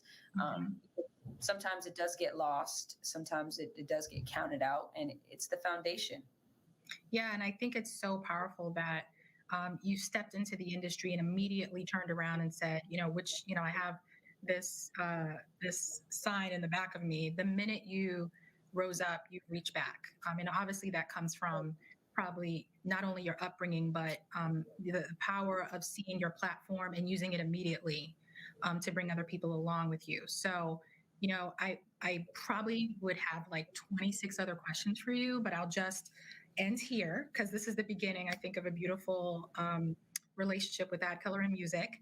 And I have a closing thought, which is, you kind of sprinkled advice through everything that you said, but what advice specifically or words of inspiration do you have for others that are trying to not, break into the music industry, but use their platform specifically to speak out on social injustices? Because sometimes people fear reprisal or fear being listed on a list that doesn't provide them with the opportunity to make money or do their passion. And so you've spoke out, and you're really in a beautiful time in your career. So what advice would you give people on how to use their platform to speak out on what's going on now? Well, in a lot of different ways. We want to speak out on things, and we feel like it's not going to be heard, or people, I'm not making a difference, or I'm just one person, or I don't have enough followers. But the reality is, it's in what you do every day. And even using the platform, you really don't know how many people you touch.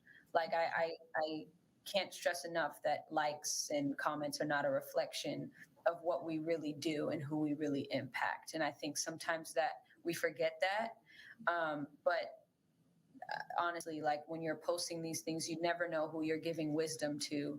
And we all know that Black history is a little bit misconstrued in the schools. And so we have a responsibility to continue to spread that knowledge, even to our friends, even to the people that we know. Like that's important to me. So honestly, believe in your impact and your purpose, and believe that what you're doing is making a difference, even if it's small, even if you think it's small, it's actually much bigger. But also just being all things to all people, and understanding everybody receives things differently, and breaking it down, and really sharing information with an open heart and an open mind to everybody. And just moving with compassion, and even when it gets hard, even when we get angry, even when it's very frustrating, just don't take no for an answer, and speak out. You never know who you're touching. I would also say that there's, the quote that I think about is, "It's nothing as powerful as an idea whose time has come." And I would say for you, during this time of talking to you, it's nothing more powerful than the idea of an ancestor's wildest dreams coming true. So I thank you so much for your impact in the world at 23. And I wish you the best of luck on all your nominations. And thank you for joining us today. Thank you. Thank you so much. It was nice speaking with you. You too. Thank you. Make the bam bam beat, I'll give you melody. Make the bam bam beat, I'll give you melody. Make the song so sweet, you gon' come on with me, oh. Make the bam bam beat, I'll give you melody. Make the bam bam beat, I'll give you melody. Make the song so sweet, you gon' come on with me, oh. That's audio.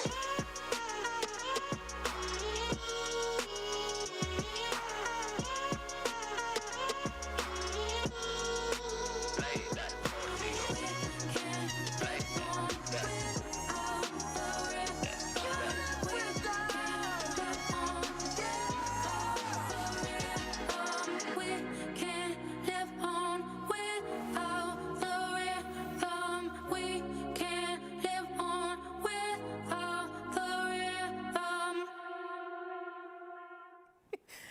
this the best dance break ever. I just want to tell you that. Total dance off.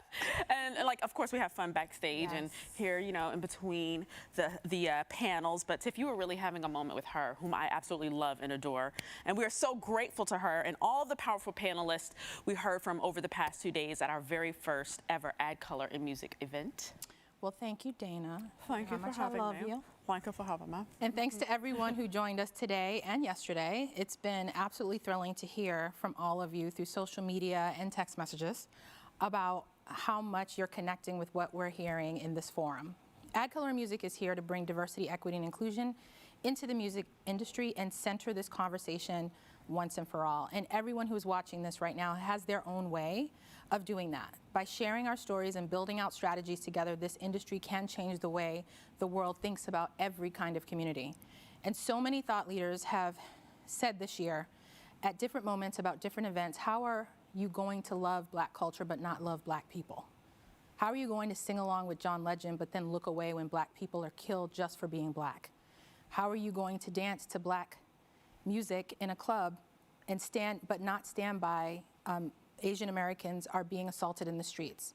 And how are you, entertainment brands, willing to profit from the talent of Black and brown people, from LGBTQIA, from Latinx people, from women, but not promote those people into leadership roles within your organizations? What's so powerful about ADCOLOR and its community is that we don't just talk about the why, we also talk about the how. Here's why this problem exists. Here's how we are going to change things. We want you to walk away from this event today. Well, we want you to stand up from your desk today, feeling empowered to make a difference and knowing that there is a strong, bold, powerful community of people that are right there with you as you rise up and reach back. I want to remind everyone, this is just the launch, the beginning. We have big, big plans for ADCOLOR in Music and major support from our partners. Thank you so much, which includes Apple Music, Billboard, Cashmere Agency, iHeartMedia, Pandora, the Recording Academy, Revolt Media and TV, Sony Music Group, Spotify, Universal Music Group, and Warner Music Group. And of course, the game changers on our advisory board. Welcome. And we are so looking forward to working with you. We want you to get involved and stay involved.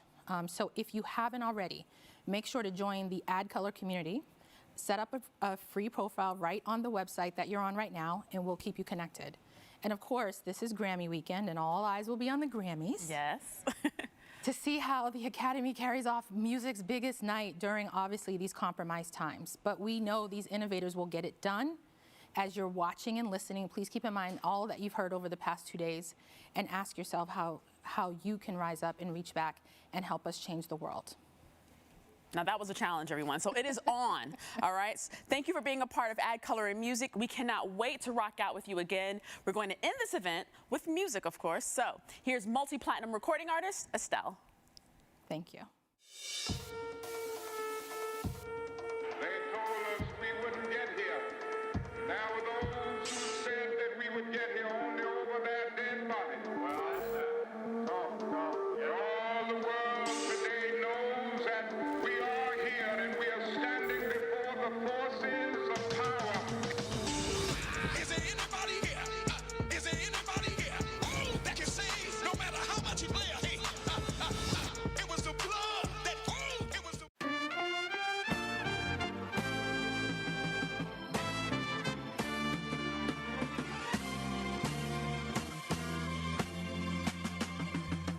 Who knows that I have found you? Will know I love you still. Will I wait a lonely lifetime? If you want me to, I will. I will. What up, what up, what up, what up, what up, what up? How you feeling? How you feeling? I know you're feeling good, ADCOLOR. You guys have some fun though, it's so good. Hey.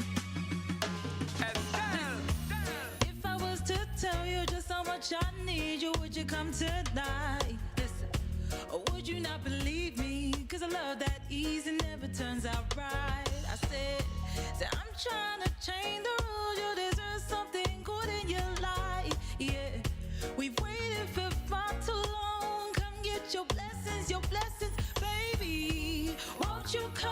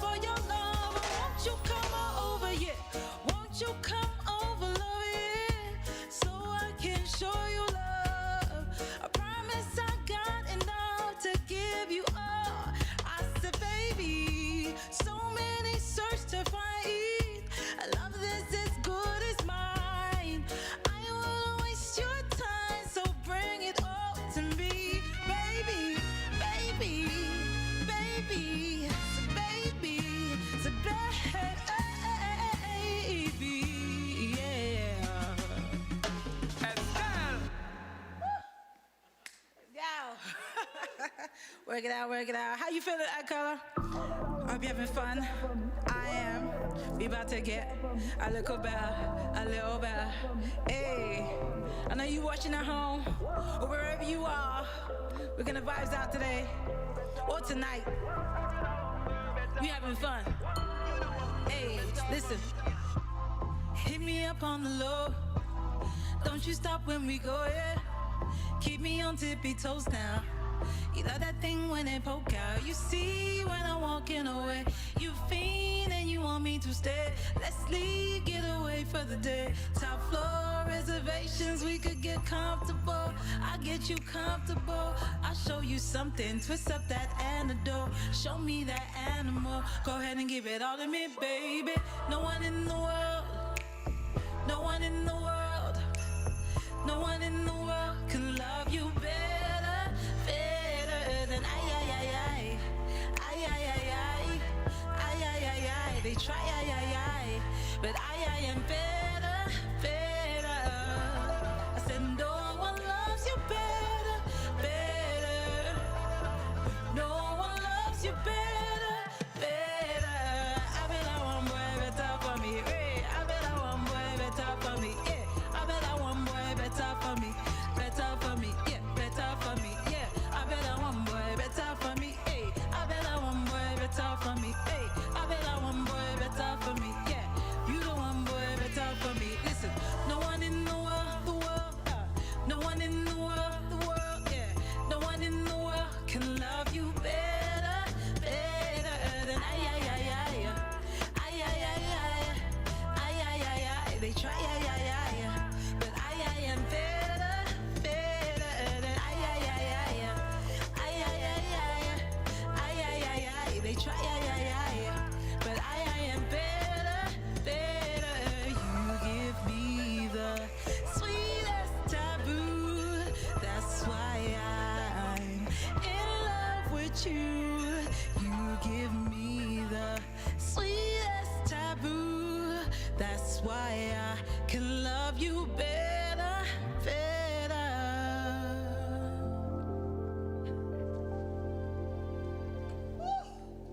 It's a vibe, it's a vibe, it's a vibe, it's a vibe. Let's keep it going. I like this song. This song is good. Makes me very happy. I think I'll sing it. Y'all with me?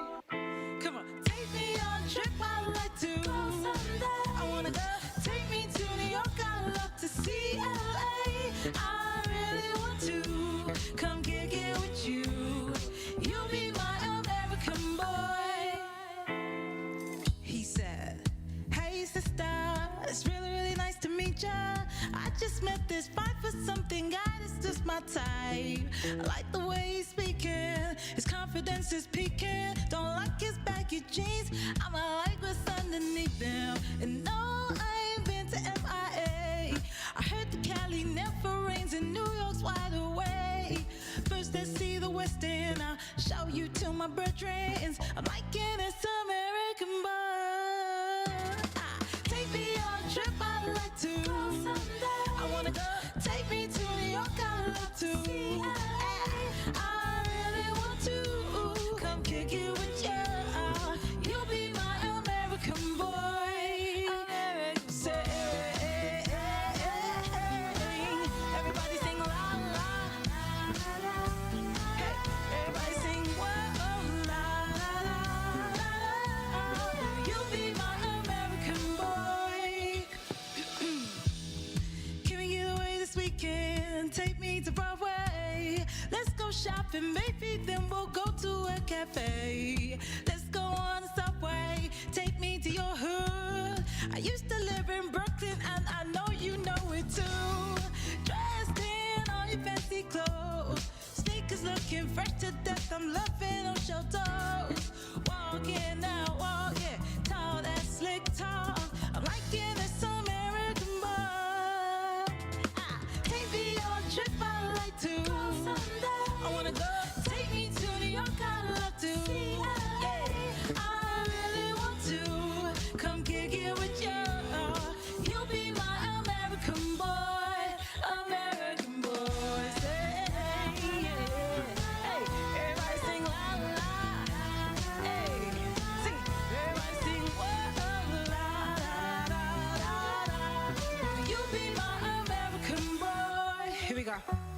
body roll.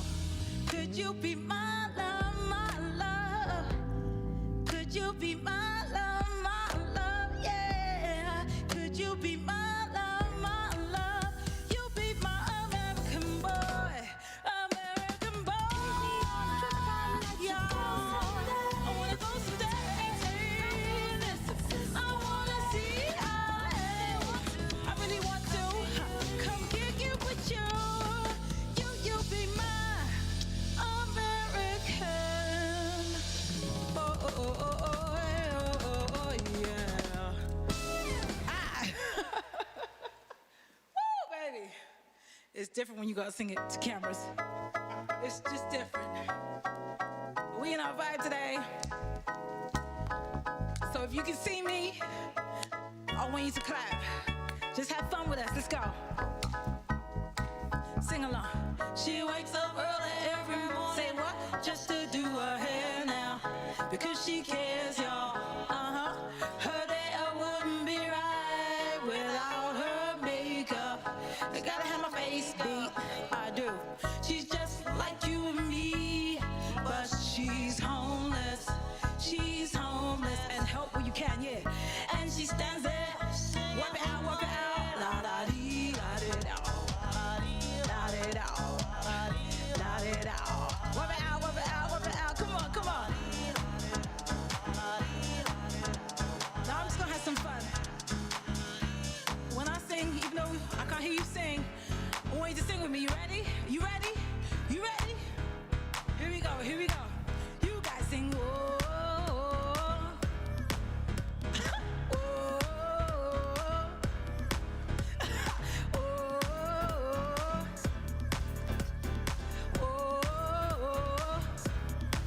I was hurt, clap for so long.